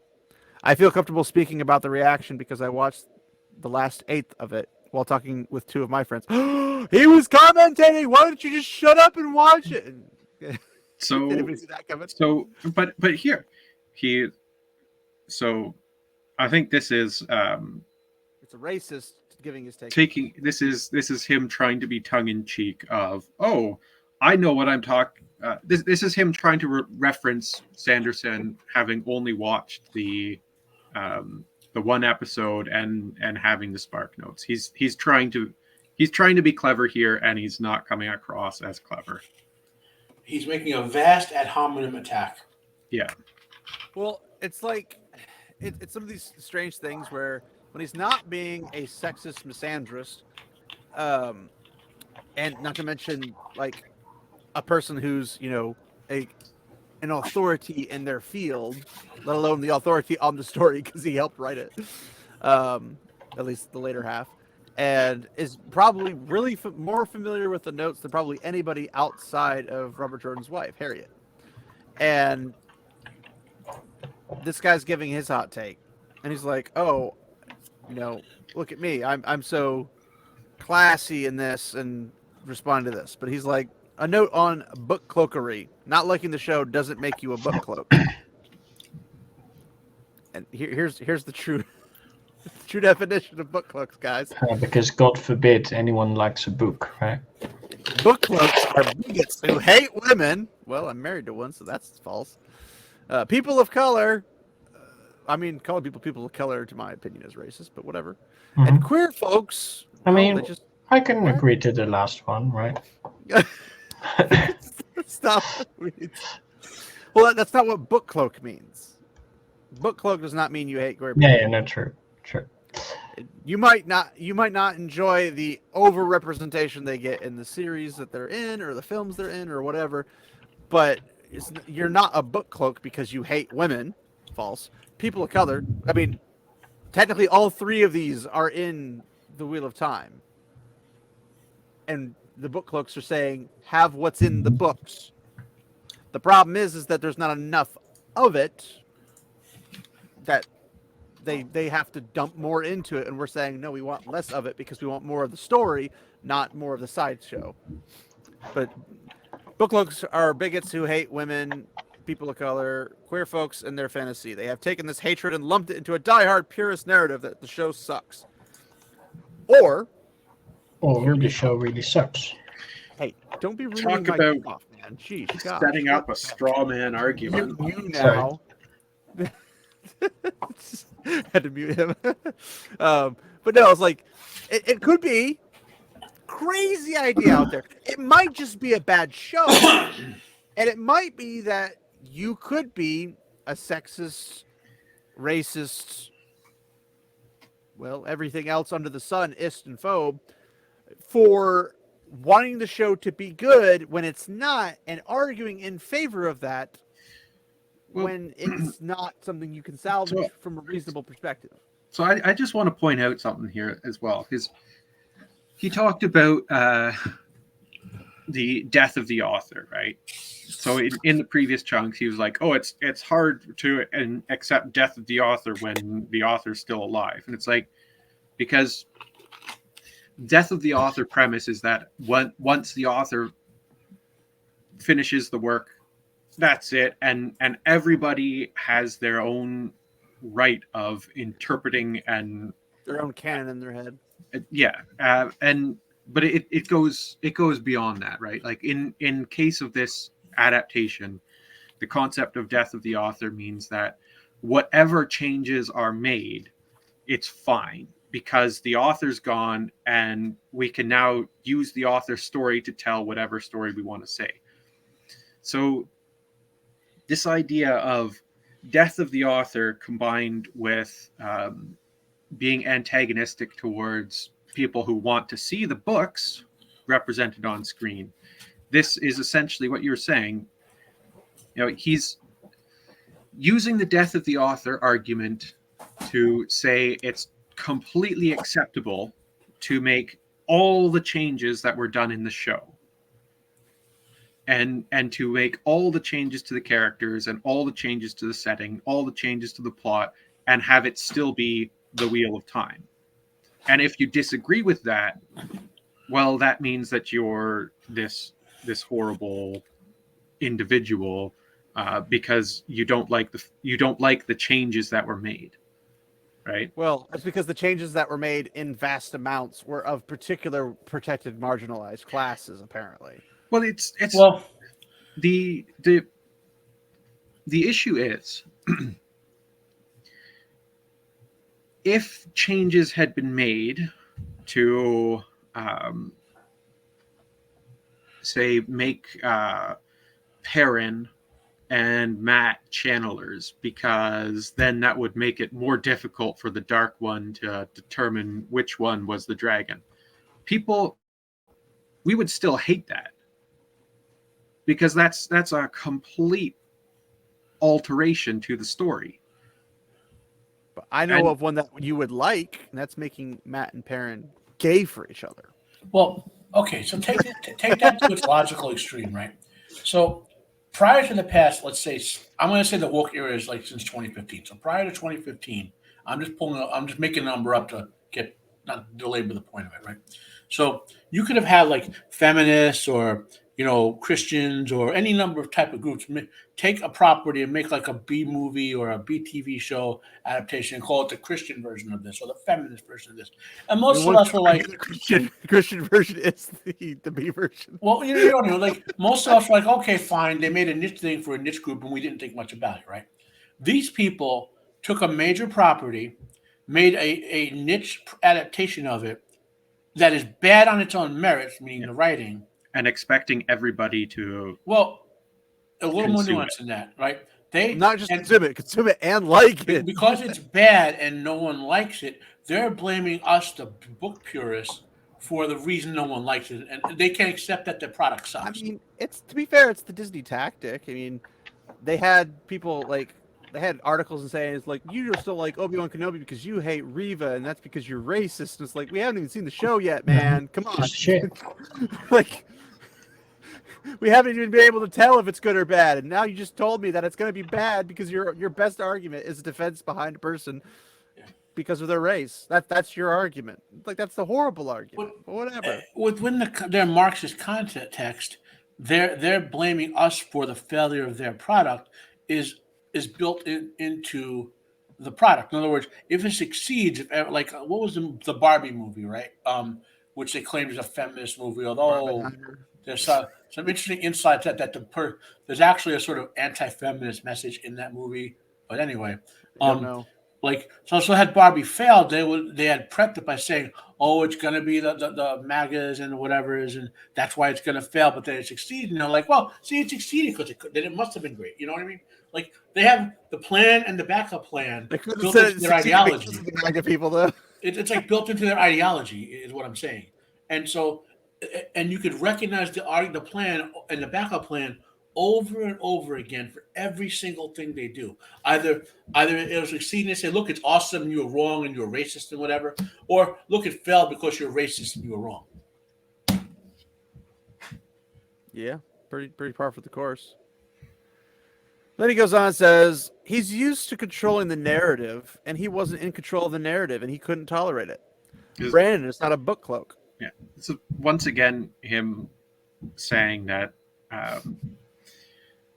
because Brandon is the expert in the room and everybody wants to hear what he's saying, that makes him wrong, right?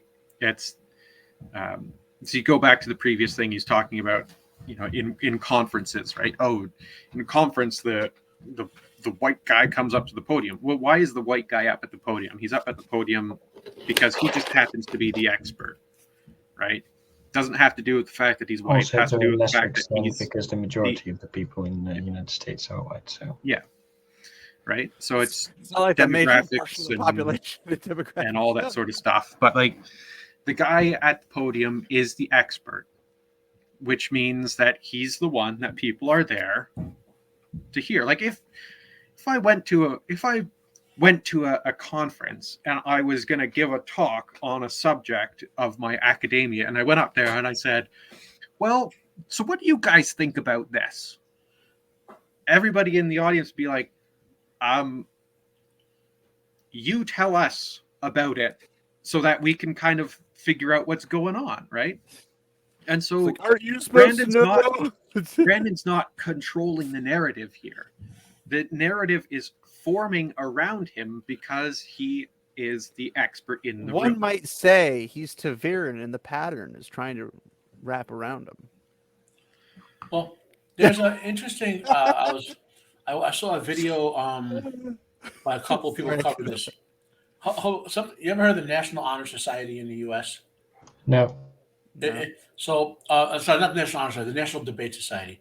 So when you have debate clubs in high school, Totally different thing. well, if you go to like a lot of high schools have debate clubs, right? There's a National Debate Society that puts on debates and gives scholarships out, right?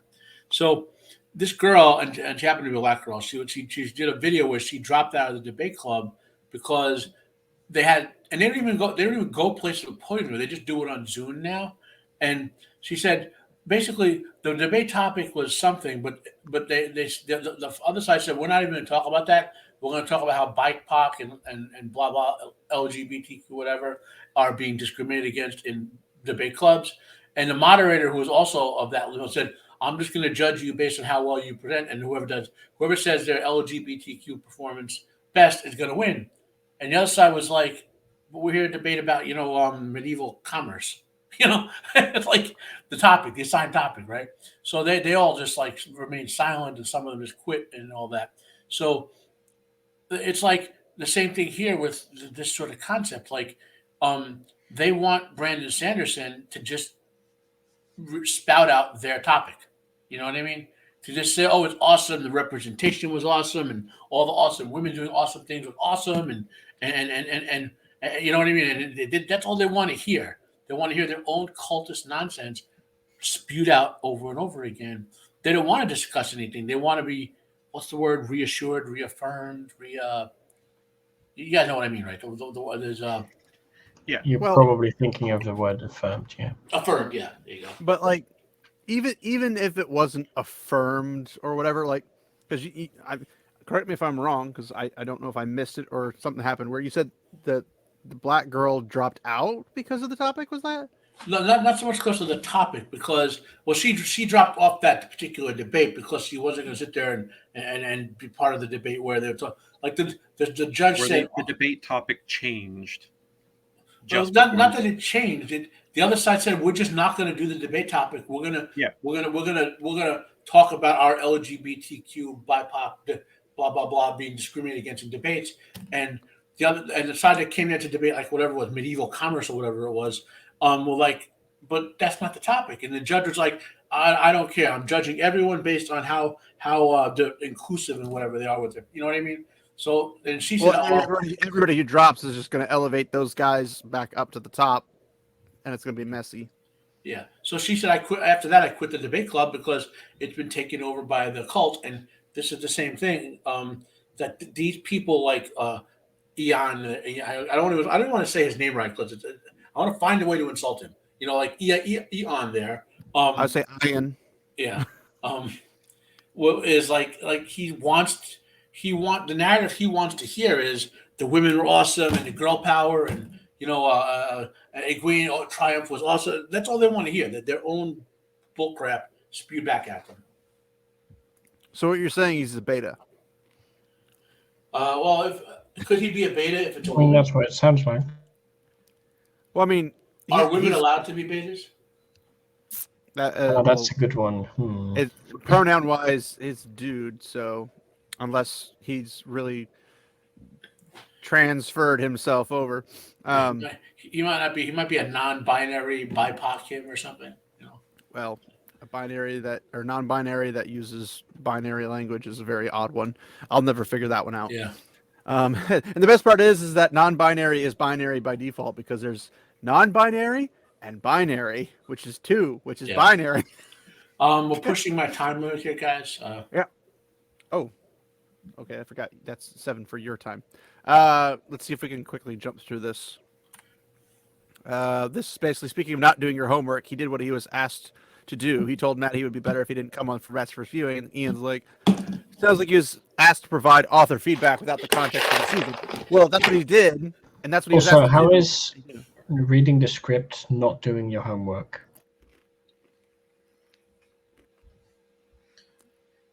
Because it's not what actually happened. It's But it was supposed to be a live reaction, right? He didn't watch the show and give hours to Amazon's watch counter. That's why you do 3 at a time, so you can. Yeah, no, that makes sense. It's like, but that's why he felt like he acted like a student who hadn't done the reading because he hadn't.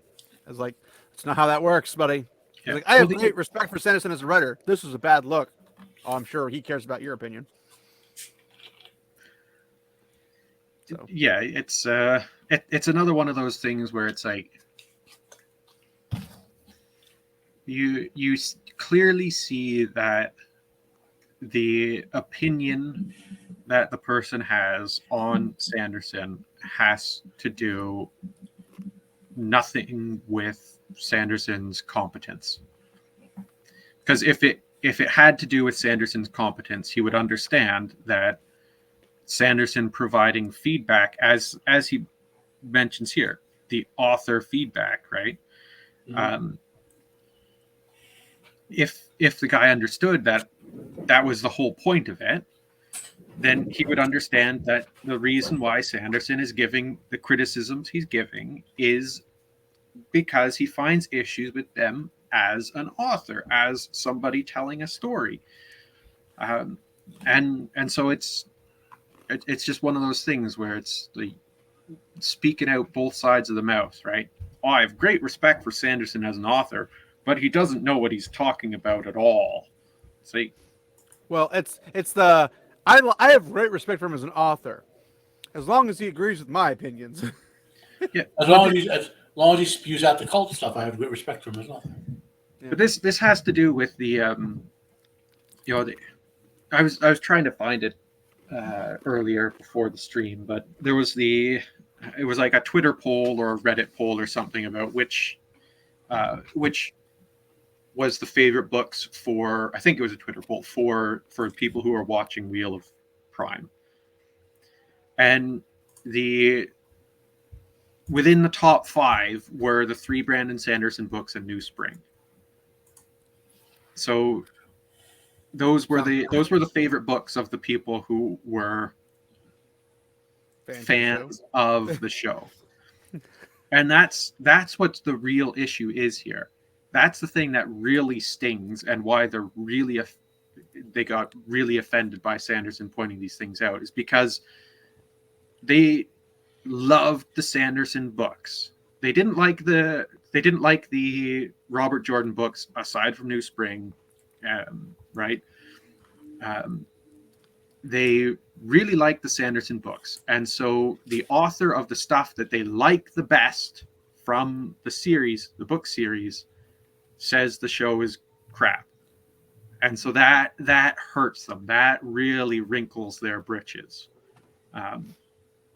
and that's why they're it freaking rides it up hard. That's why they're so personally affronted by this. It feels like a betrayal to them. It's same with, like there was the Stephen King thing recently where he posted praise of one of J.K. Rowling's books that she published under her pseudonym. Oh, damn, that's heresy. Yeah, he got a lot of comments being like, but don't you know she's a transphobe? I'm disappointed in you, Stephen. Blah blah blah blah. Right? Like, people feel offended by these individuals that they esteem holding a different opinion or supporting something that they don't support. And that's what this whole issue has come down to. Well, he's going off of the whole you're picking on my protected classes, and you're just one of these non-protected class people, so that makes you the bad guy. So I'm so grateful Brando Sando finished Wheel of Time and for all he's done for the IP since. So glad they're consulting with him on the series. But thank the light he isn't writing the TV show. Shows why different people tend to specialize in different media. Just a personal opinion. I'm like, well, what are you afraid of? A good series? Yeah, I'm thankful he's not writing it too, because it would have dragged him down. Well, that's one of the things that he pointed out as well in the Reddit stuff, is he said, my name is attached to this. That's why I have harsh criticism for it, is because it reflects on me. Even though I'm not an actual writer on it, I'm a consultant on it. My name is attached to it.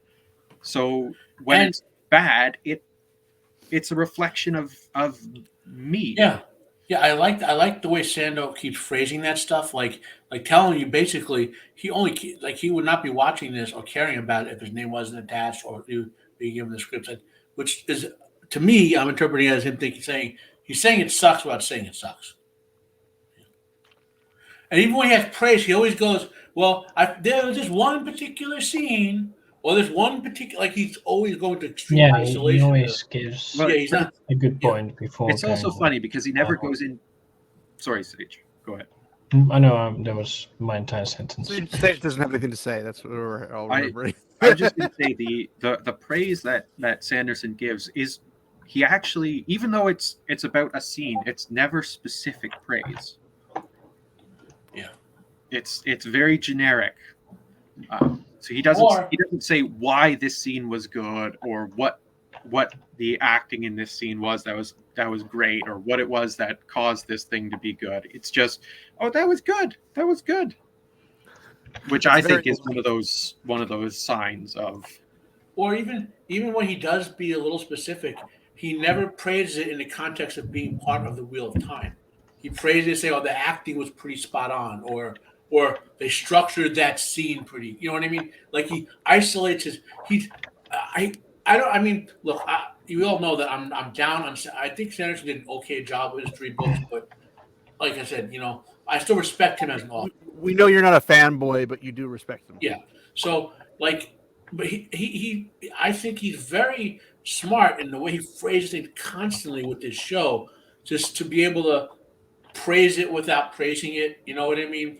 But also not be easily cancelable for them to say, "Oh, he's just a racist saying this" or whatever. Well, there's a phrase, damned by faint praise. Yeah. Right. Like, yep. And it's an older phrase, but essentially what it means is like It checks out. you have done nothing to suggest that you are great, and so I'm saying, yeah, cool, good, and that means I have apathy towards Yeah. it. And It's like apathy is probably one of the worst things for a medium. yeah, it's like Bilbo's line from Fellowship. I like half of you more than you deserve, and less than half of you. That line. Like come back to the woke people. How would they interpret that line? Because you kind of know you're being insulted when you hear the it. same confusion the hobbits have. Well, but if you're smart, you know there's an insult built into that. You know what I mean? But they're not Like smart. I said, they would be confused just like the hobbits. Yeah. Let's get to the next one. We're really close to being done with these, so I'll go to 7:30 because I need a half an hour to do what I got to do in real life. okay. Oh man, that Dusty Wheel live reaction stream is a real downer. I don't recommend watching if you enjoyed the season 8 episode 8. And that kind of goes into the next part. So Brando just nonstop hated it, tried to block it, begged them not to, because obviously that makes more sense. It's hearing reason or having a reasonable idea and then expecting people to be reasonable. That's his downfall. Yeah. And crapping on the writers was pretty disappointing. I honestly wish I hadn't seen that. It has absolutely affected how I see him as a person and a writer. Okay, we get it. You're a better writer than them. It's like, yeah, he's a multi-million-dollar author with countless books under his belt. He's also, And if he's a better writer, you should probably take his advice, right? typically you would. They have this thing about like it's a different medium, therefore he doesn't know how to write it. And I'm just like, Yeah, but the George R. R. narrative Martin- cannot be wholly different in a different medium. Well, yes, but they don't know that. But like George R. R. Martin wrote the Game of Thrones, most of it, some of it, a little bit of it, a book or two. Well, Hasn't finished. he's had TV writing credits before, though. So Well, yeah, but He's a great TV writer. You could go back to Beauty and the Beast. He was the writer from Beauty and the Beast, for example. That's the '80s TV show. 80s genre TV show. But like even yeah, if I'm that's not the that old. I case, didn't know that. even you're just a youngling. But even if it's a different medium, it's like okay, the fundamentals of writing are still there. Yeah. the fundamentals are still there, but it's not too crazy. Like I'm not a writer of great worth by any means. I have my little short stories and things I'm putting together for a novel, but I'm nowhere near the same tier as Robert Jordan, Tolkien, not even Sanderson, stuff like that. I'm probably closer to George R. R. Martin because I didn't really care for his writing. But what's to say about my own writing? Anyway, but like I'm mediocre mostly because I just don't have time to sit down and do it because I'm doing everything else at the same time. But I sat down when the first season came out and I literally wrote in 5 episodes The Eye of the World in a screenwriter type way, like a screenplay of like what you would do, how much time you dedicate to these scenes, what would go kind of together. And I was just like, this isn't that difficult. Now it helps that I'm extremely familiar with the actual material because if I wasn't, that would have made it much, much more difficult. But we already know that Sanderson's familiar with the material because he had to write 3-4 books with it. So it's like, duh, he's going to be familiar with it. He's going to be very intimate with the notes, which obviously Matt and I have had our disagreements on how that should go. But but like very intimate with those notes more than everybody but probably Harriet. And it's strange to be like, we get it, you're a better writer. It's like, well, yes. Which one of these writers on the show is a multimillionaire? Which one of them has gotten a lot, like much of a payout of any type? Because we already know from the writer's strike that they weren't getting paid very much. Like She-Hulk, they had people getting paid like what, $60 an episode or something like that. Like it was ridiculously low and way overpaid. I mean, but yeah, it's I was just about to say that. Yeah, I stole it from you this time, Sage. You can't take them all from me. But it's that kind of thing where it's just like, this is definitely affects how I see him as a person and a writer. And like, somebody disputes my opinion. It's the same thing with like J.K. Rowling, where she says women are women and they need to be protected, and all of a sudden everybody's like, she's anti-trans, ban her at the stake for some reason. It's just like, she doesn't care about your guys' opinion, which is why I don't know why she came into the entire place of conversation anyway, but whatever. And they're like, Sanderson doesn't like the show, so now show fans tear him to pieces, question him as an author, insult him professionally and personally, complain about every little thing he has done, cyberbullying on large scale. Don't ruin this fandom. Keep Twitter of Time a happy place. Flaming bloody sons of goats. Yeah, and this It is can where be you're a happy place seeing because it's Twitter. So this is where you're seeing that Twitter of Time civil war, because you have a lot of people like this person who are like, What we've got here is a failure to communicate. But this is a person just being reasonable, being like, he doesn't like what we like. He's explained why he doesn't like them. So why are you just now, crapping all over him? Ad hominem attacks, suggesting he's a terrible individual, blah blah blah. But then you have the people who effectively think that not attacking him and criticizing him for criticizing the show is inherently supporting him in his criticism of the show. Everyone in the world who is not condemning him is obviously on his side. Yeah. So you have this was the thing that I loved the most out of it. It is a bit of Schadenfreude for sure, but like the fallout of all this, there was so many people who were at odds with each other over how to deal with Brandon Sanderson criticizing the show. One might say it was a Tara Bonner civil war. Or maybe it is probably Clinton breakage. because remember, here J.K. Rowling is back for this one.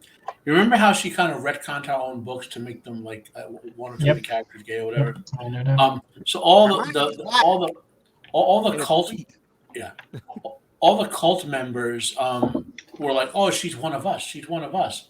Then when she comes out with her, our position on women and trans, they're like, it's one of them.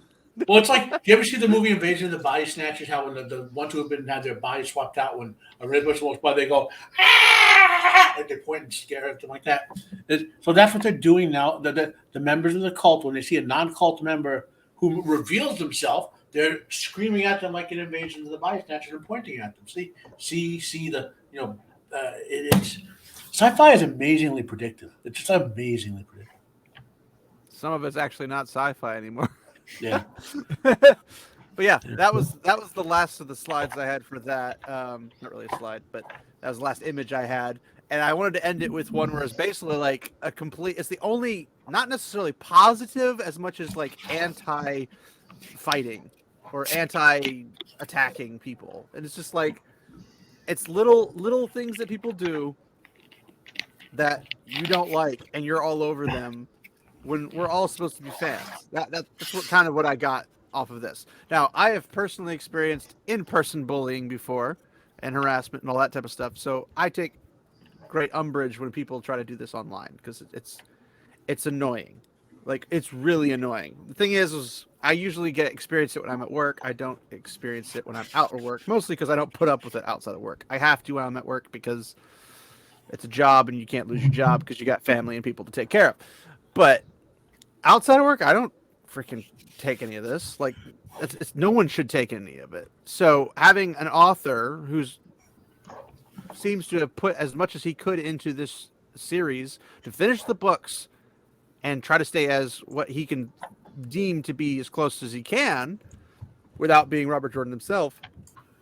And then when he gives his opinions of like, hey, I was trying to course correct them to put them back onto the normal story because we have a limited time and we're already wasting so much of it, and we haven't established characters, we haven't established anything that's going to happen, blah blah blah blah. How are we ever going to get to the end? and make the story make sense in some shape or form. Because I don't know if he's only read up to season 2. I don't know if he's read every season's worth of scripts. I don't know what he's read or what not. I don't know how much they've actually taken into account his stuff. I don't know if it'll get past the season 3. We don't know. I haven't heard anything about a season 4 being greenlit, even though season 3 got greenlit before season 1 was even finished. Are they already filming season 3 or not yet? They I signed heard on it's for season 3 seasons, right? That's the usual. Yeah, that's what they said. That's the usual pattern where it's like we're going to give you 3 seasons to show what you can do, and We're gonna give you 3 seasons to show us how much money you can lose. Which is funny because try they to get the record, kid. people were telling, like Paul Chato and stuff from Call Me Chato was talking about like how back in the day they used to do like a pilot episode, and that pilot episode was like, are we getting enough attention? Do people want more of this stuff? And then they would make them basically as they went, so that way Seems they're like not a good business practice, actually. Well, it's like, why did this go away? And it's like the reason it went away is because Netflix came out and kind of ruined the TV genre. Well, I mean, Amazon's not really losing money so much as not making as much of a profit because their sales from Amazon Prime and all that. Amazon's not making any money from Prime. They've already stated that this is literally just a vanity thing for them.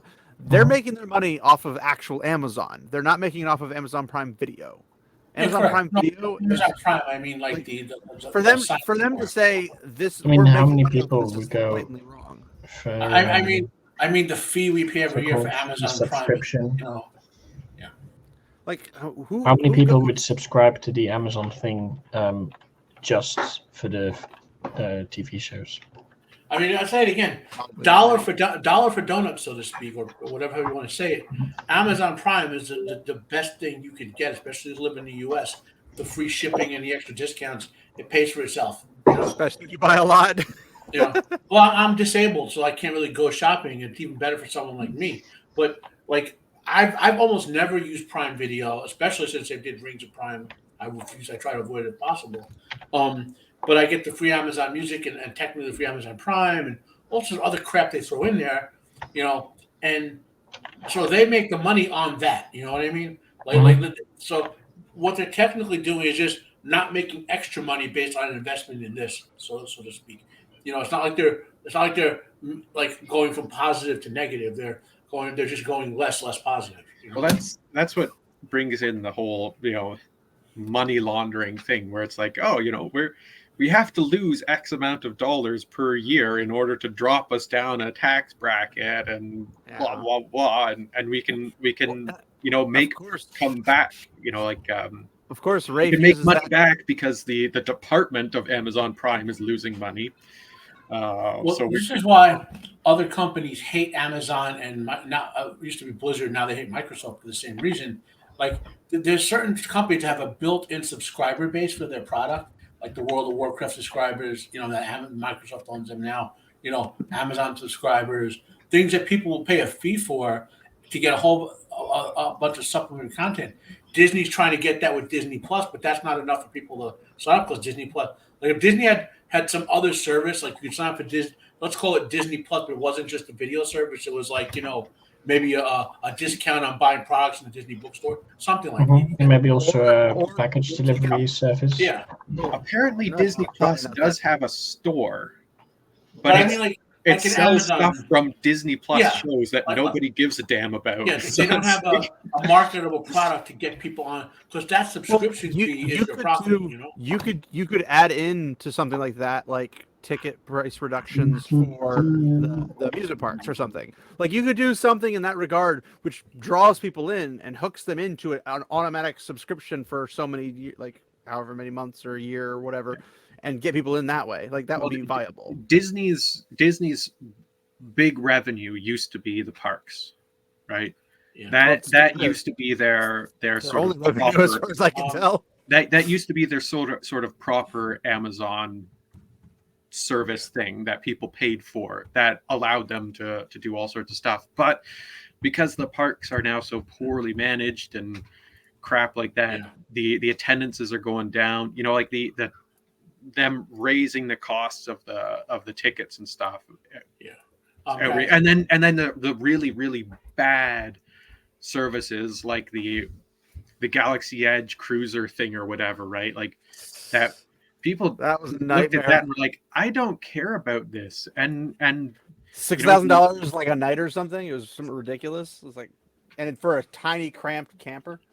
yeah, I think I think that was the higher end as well. So there were worse rooms. Yeah, hold for on, Gadfly. cheaper, but Yeah, I hate dropping in the middle of talking, but I Matt gotta has go get ready for my other stream. So Yeah, it's all good. What's your- What you want to chill yourself real quick? I have a book review up on Unbearable 73, Frankenstein. By the time this airs, I'll probably have other things up, including the final Wheel of Time Slate review. I'll get that out. I promise. You know, 7 years later. you know, and then obviously this stream should be up by the weekend, I guess. So we got Usually he's up by Sunday. yeah. So I'll advertise this in my next week's show appearances on Roman or whatever. Anyway, talk to you guys later. Have a good one, Matt. Thank you for sticking around. Bye. Continue, Gadfly. oh yeah, just the Parks. Galaxy Cruiser thing. Like the business decisions Disney made in regards to the parks completely gutted their financial system, which then forced Disney Plus to have to start becoming properly profitable. Which, I mean, like none of the shows are dragging people in, which is why I think we're hearing about things like Bluey's probably the only one. but like Echo, like who cares about Echo? Bluey's on Disney. And Nobody's heard of Willow. They cut Willow out of the service altogether because they figured having it on the service was a financial detriment. You to missed them. it, Gadfly. Yes. You missed it. You said, "Who cares about Echo?" I was like, "Nobody's heard of it." Yes. Yeah. It's a joke. Gosh. Anyway, sorry. Tough crowd. But yeah, the problem is that they went on a mad rush, I guess would be the easiest way to say it, to put as much as they possibly could onto Disney Plus in order to draw people in, but they didn't put anything of substance that people actually want to watch, which is what's going to keep the people there to begin with. So well, they made the assumption that if they put something with the Marvel name on it or something with the Star Wars name on it, it would draw in that audience automatically. But they failed to take into consideration that by that point in time, they had already decimated those fan bases. like the idea wasn't wrong. Like if we put Marvel stuff and we put Star Wars stuff, we put this stuff in our streaming platform, people will show up, which they're not wrong. The problem is they did a little thing called ruin them. Yeah. And when they ruined them, then people are like, I'm not interested anymore. Like nobody The cares. plan only works if there's actual Star Wars stuff in there, Yeah. for example. But like, Well, have you guys- it's have funny you guys because like seen the image they have was like Marvel, how it started, and it shows the Iron Man poster for Iron Man 1, and it's like how it's going, and it shows the Captain Marvel, the new Marvel's film, but it has all the cats on it, and it's like they turned it into a joke. Like Yeah. even Guardians of the Galaxy with all of its humor wouldn't be that like silly. This is like blatantly silly now. Sorry, Gadfly, go ahead. But yeah, I was just gonna say it's incredibly telling that the best Disney Star Wars film that they've produced is the Rogue One film, which really That's what I isn't. thought. It's It's good because of the ending. it's essentially a pretty generic spy thriller type thing with just a Wasn't- Star Wars dressing on top of it. Wasn't it rated R? I don't think so. Don't know. I thought it was rated R because it was like very mature audience. Like it wasn't kid friendly at all. And the ending where he's just chopping people to pieces definitely I was not vaguely for me. remember it being pretty kid friendly. Maybe not the last bit. That's fair. There was a lot of bodies in that show, and then they blew up quite a lot of people as well. Which I always thought that was really weird. I'm like, well, we're gonna have to sit here and die. I'm like, why don't you like But fly up to the atmosphere, like it's inside the ring, but like stay there as the ground explodes, and then you could just like when It's- the ring goes away, you go out. Like It's the fact that their best Star Wars film is the one that has nothing to do with any of the proper Star Wars characters, right? Like Han's not in it, Luke's not in it, Leia's not in it. You have that little bit of Darth Vader, which is like, ooh, look Well, at me. you're gonna see basically the precursor to a New Hope. Like Yeah. you're gonna see basically literally what happens right before that kicks off, and then it's also kind of whiplash because you go from seeing Darth Vader just chopping people to bits to going, "I want them alive," and then not doing anything like that. So it's a little weird, but yeah. But it's just so they didn't do anything really to any of the what are the iconic Star Wars individuals, right? And then when they get a new Star Wars trilogy, they don't put the three main actors in the same scene. Literally the one thing that was literally a golden ticket to all the monies in the world, and they couldn't even do that. Yeah. Well, they also did stupid things like having Leia comfort Rey, of all people, because Han dies when like Chewie's standing like right freaking there.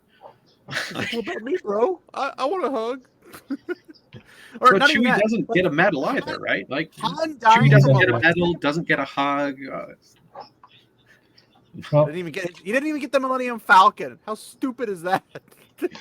And at this point, he went from being basically sworn ally of Han Solo and best friend of Han Solo to the guy who just is stuck to a ship that is now run by somebody else named Rey.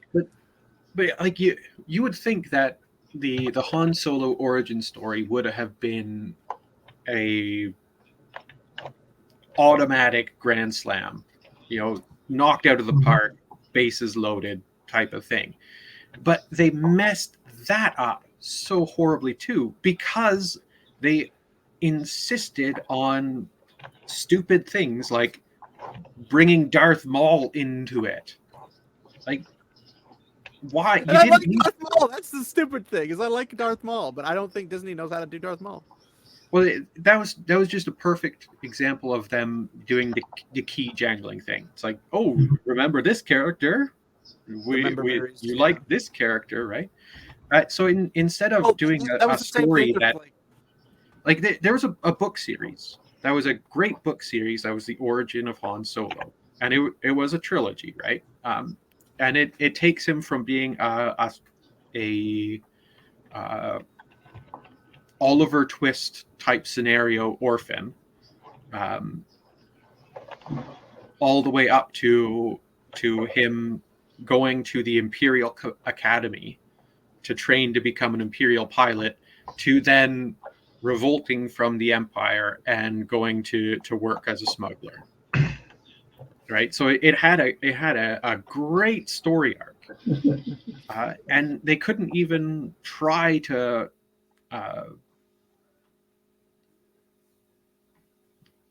make it half decent. To expound on it. They insisted on throwing stupid jokes in there, like Han last name Solo. Oh, isn't that so clever how he got his name? Because he's alone. It's like, no, that's not clever. That's stupid and idiotic, and everybody knows it. Well, the problem is that they had the entirety of the EU as potential Star Wars free merchandise, and they chucked it out with the baby in the bathwater. They still used the bits that they wanted. Yeah, well, that's because we can use some familiarities, and then we're going to use Thrawn because Thrawn was a great character. Like, he was until Disney got a hold of him. You're muted, Sage. Yeah, Sage, you are. Sorry, yeah. I think that's mostly because now they realize, oh shit, we should have really used it back then. Well, that's the thing. Whereas back then they thought, let's just get rid of it, remake and stuff, and it will be ours, and we can sell it and money. Well, it's even the same issue with like the Ahsoka series. Like, you got Ahsoka, who's the apprentice to Luke Skywalker's father, and the Emperor's dead, the Death Star's gone, Vader's dead. We're gonna go fight this new threat, why not talk to the guy who blew up the Death Star? Or no, didn't blew up the Death Star, but like went and did all this stuff. Like, why would we not go talk to the hero of the rebellion, who's literally a Jedi, and can help you out with all this stuff? Why not? Like, even if it was part of the EU stuff, like that's Because Ahsoka's pretty, not a Jedi. She's that's a but gray whatever, or whatever they call it. gray Jedi. Gray Jedi. I mean, great Jedi's are still Jedi's. Call them though, Great right? R's. Great R's. But it, I mean, I think those were part of the expanded universe. to bring it back they're to technically old stuff. Like To bring it Revan back- was a Jedi, then a Sith, and then I think ended up being a Gray Jedi. Or But Great R. to bring it back to the Wheel of Time. This is what we're dealing with in terms of all this stuff. It's people who they're not interested in the source material. They're interested in what they can do with, despite their claims. yeah, they're interested in what they can do with the source material. So there's no impetus to be faithful. They have no desire to be faithful to the source material, because for whatever reason they have it in their heads that they can tell a better story. They have it in their heads that they understand better Hubris. the messages that should be coming across from the story. But they also at heart know and understand that in order to have a success, they have to appeal to the fans of that. And so they constantly throw these little tiny bones at people to gnaw on and to satisfy their thing. You know, it's the whole key jangling thing. And to bring it back to the whole purpose of these things, the Brando Sando controversy, Sanderson just ripped the mask off in that live stream for most people. Most of us already knew what was going on, but with him revealing the issues going on, he took the mask off and revealed the monster underneath to everybody. And as I said before, you know, most of these people, like, his books were their favorite, and so they felt personally affronted by it.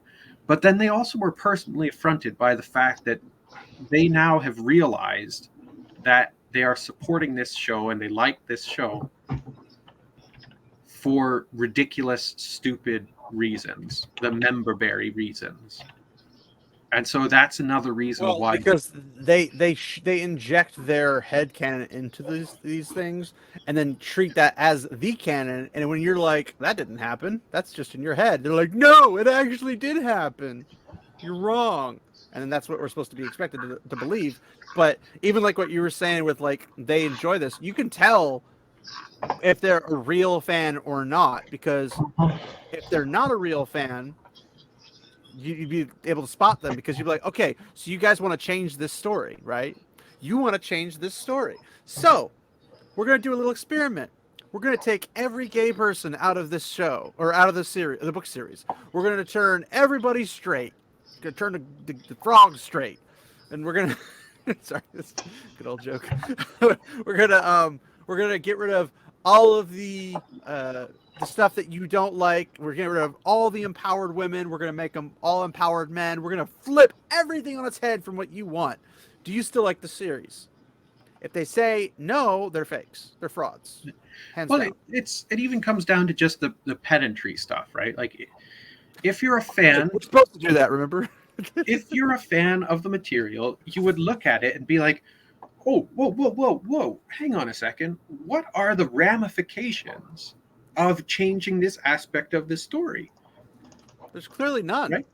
Absolutely. It's not like a single pebble jumping into the lake and then all of a sudden rippling everything to every effect. Yeah, I mean, like, it's not like fans are, you know, known for coming up with wild theories about what's going on while the books are still being written, right? It's not like that happened. Typically, they're known for spinning in circles. Sorry, I had to. But yeah, it's like people like, I hate when people claim something like I am this, and I'm like, I don't care if you think you are because you say you are. I care because you don't act like it. Like, I'm a fan, but I don't own any merchandise. I don't quote anything from it. I don't talk to anybody about it. I don't play the games of it. I don't even read the books. I don't watch the movies. I don't do anything. It's like, but I'm a fan. It's like, well, no, you're a bystander. You're not a fan. You're not participating in anything. And if you are participating, like, oh, I see myself as a brown Aja. I see myself as an Ashaman. I see myself as an Aiel. I see myself as whatever, whatever, whatever. It's like, okay, cool story, bro. That's not real participation. That's just you living in your fantasy world, which is fine if you want to, but you're not like saying you like the work that's already there, the source material. You're saying, I like what I imagine this show has, or this book series has in it. I imagine this stuff into it, and I'm building off of what was already there, but I'm also going to change this. I'm going to alter that. I'm going to do this instead of this. I'm going to become a better writer in my own head than Robert Jordan or Brandon Sanderson. The other thing I would say though is, like, there are people who, you know, claim to be fans, and they are the type of person who buys the merchandise, who watches the things, who read the material, but they are not fans. They're consumers. You know, because the fans are the people who get into the nitty gritty of it. They are the fanatics. They're the people who devote the pedantic people. Yeah, they're the pedantic people. The people who devote time, energy, brain cells. Way too many of them over here. into engaging with the material. They don't just grab stuff because oh look at the Moiraine Funko Pop, isn't that great? I'm gonna get that and put that on my shelf behind me while I, you know, make a video reading the Wikipedia page about character or whatever. Yeah, well, it's even like, it's almost worse than that, because like, I've dedicated way too many brain cells to this series over my tenure. I've been reading this series, I want to say, since I was 14, which, like, we're getting close to 20 years on that right now. And I'm like, I've heard so much crap since this TV show has popped up from the fandom. I'm kind of honestly sick of the books now. Like, I'm getting to the point where I'm like, I don't even want to read the books anymore. Like, they're not fun, because I can say, look at all this cool stuff, but I can't share it with anybody, because anybody else is going to go, well, actually, this person's actually gay. I'm like, they're not, though. There's nothing, nowhere in the books tells you that. No, I made it up in my head, and I'm putting it in your book, in your mind. And it's like, no, I just want, there are gay characters. They're gay. I'm not going to change them to be straight and force you to put it in yours. It's just, this is the way it is. That's literally it is. And if you're going to constantly berate me, call me names and everything, you're not interested in having a fandom. You're interested in having a echo chamber. And while they would probably turn that around and aim at us, we don't always agree on everything. Like, Matt and I have had our notorious arguments over what we think. I've had arguments with Dane and Pips about different things. I've even had arguments with Prophet about, like, different things, because we see things from a different viewpoint, but we also put things in our heads together differently. Yeah. And it's, I mean, I'm sure Gadfly, you and I have had slightly difference of opinions on certain things as well at some point. And Sage, I mean, he does a whole lot of nothing, so who knows? But it's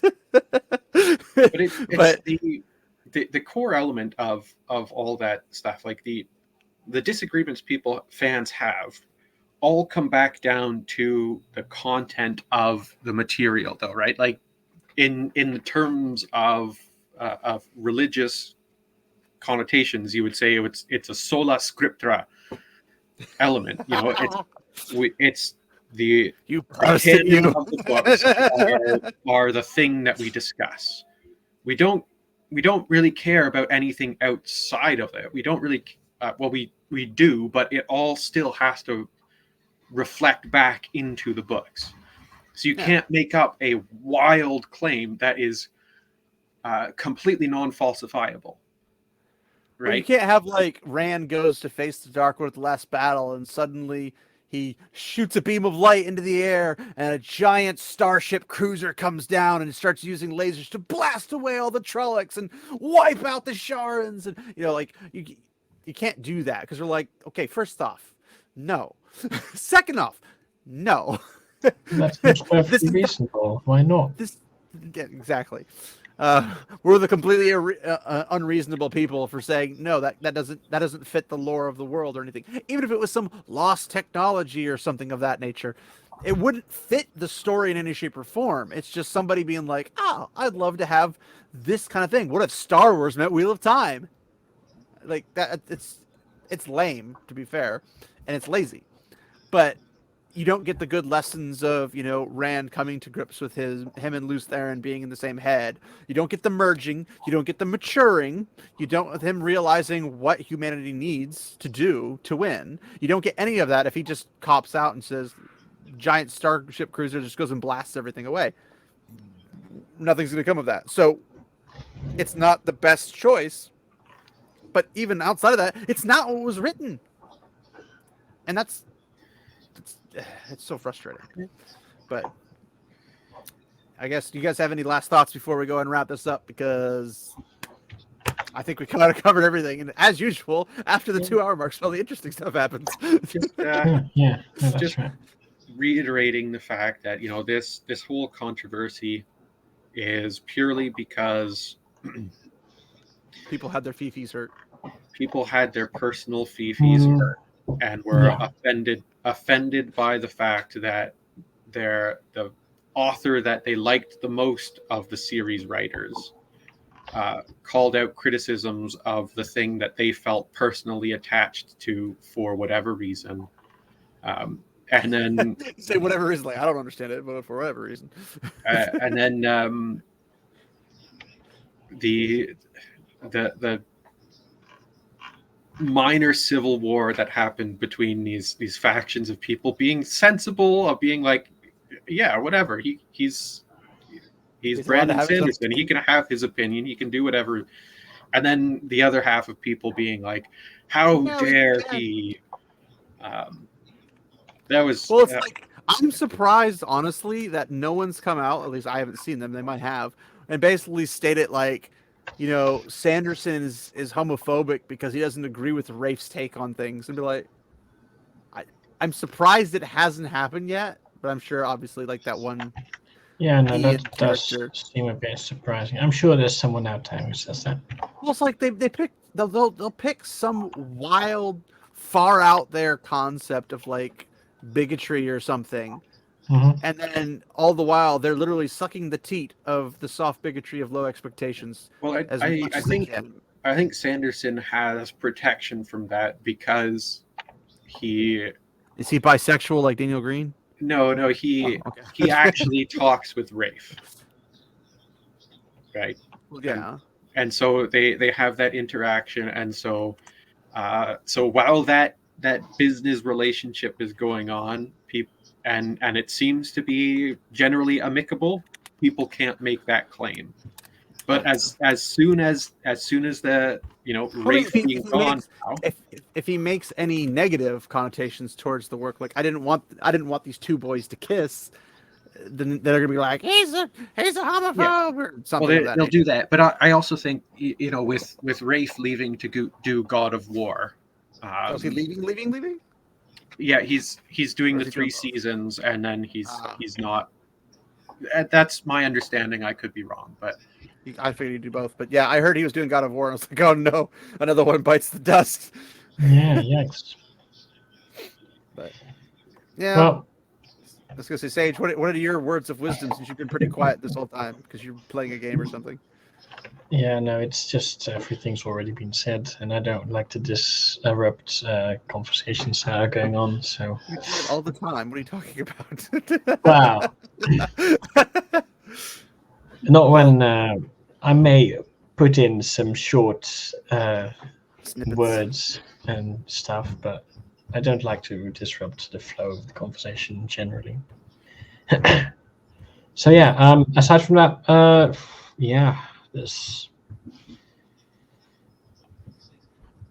it's probably mostly. Give us your hot political. take. Give us Yeah. your hot take. Come on. Hot take. It was definitely Not a too mountain out of a molehill situation. Yeah. I would say it's no, more of a mountain out of like a Mariana Trench. It was like completely not. Yeah, necessarily no, formed. that's. I'm not sure that works very well as an analogy, but yeah, Well, sure. no, I'm saying it was so far the molehill, it went the opposite direction from where the mountain they made it out of. Mhm. Like Yeah. they took it to the extreme that they could possibly think of, and that's kind of my point.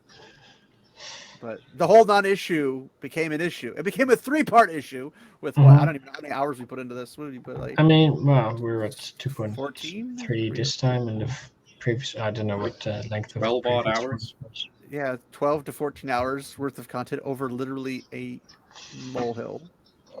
Yeah. Because they made it such a big deal, and because they don't pay attention to the obvious nonsense that happens on Yeah, Reddit. it's Nobody pays basically attention to just the usual stuff, right? This happens every time something, well, maybe not the specific details, but every time an author or anyone else disagrees with any of the cult stuff, let's say, you get this exact situation every single time. It's always Well, I guess- worth pointing it out and laughing. True, that's certainly true. There we go. I pointed it and laughed. But yes, Okay, I that's guess maybe a bit too literal of an interpretation, but I am a literal person, good sir. Anyway, I'm also a very technical person. So technically, we need to wrap it up so Gadfly can get out of here. He's got important things to do, not like talk to us. yeah. But anyway, so I guess go ahead and shill yourself, since the only time I shill is when I have guests on. So Gadfly. Yeah, we got the Silmarillion streams with Lady B starting. That's Lady Balefire, if you're not again. familiar. So yeah, we're starting them up again. This Sunday should be the first one. So I don't know if this video is going to be out in time for it or not. The first one or continuing on? Continuing. What time on Sunday do you guys typically do it? I Because this think video is usually it's up by 8 in the morning. 3 Eastern. Oh yeah, this will be up usually by 8 in the morning on Sunday.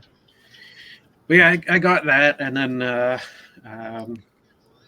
my university stuff has taken my time, so I haven't determined whether I'm going to continue with WordPress or go on to something like Substack or whatever for my blog thing. Are you But still I've got some in articles. school, or are you teaching at school, or both? Both. Although I'm not teaching this term, so it's